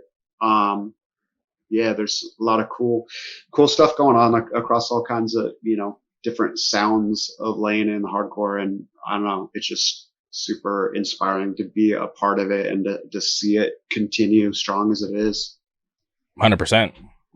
I love hardcore. Go support, awesome bands from California. Anti doing really cool stuff. Firestarter's about to hit the road. They're doing the East Coast and Texas. Wise, you can't stop Wise. Zulu just announced a full US tour with Soul Glow and Playtime, which is sick. I love that they're staying busy. New pop punk band Stateside, they're about to drop their EP. I got sent the music video early, which I appear in, which is hilarious. They're doing really cool stuff. There's so much awesome things going on in Southern California. Oh, Upon Stone just signed to Century Media for the people who are like more into the metal stuff. I think that band is amazing. The Bay, like I briefly mentioned earlier, the Seltzers. If you guys haven't checked out that newer band, they're sick. NHI, Condition One. There's so much cool music all across California. That new Out of Pocket's dope. Yes, shout out Out of Pocket. That new record is sick. Shout out Streets of Hate. Lots of cool World stuff. I Hate. I love the World I Hate record too. Yeah, cool band. I could go on. There's so many. Hardcore is amazing, and I'm like I said, I get so stoked when I meet people like you who've been in it before me and are still just as dedicated. Oh yeah, me too. All right. Well, thank you again, Chris. This was awesome. Thank you, everybody, for tuning in. We'll be back soon.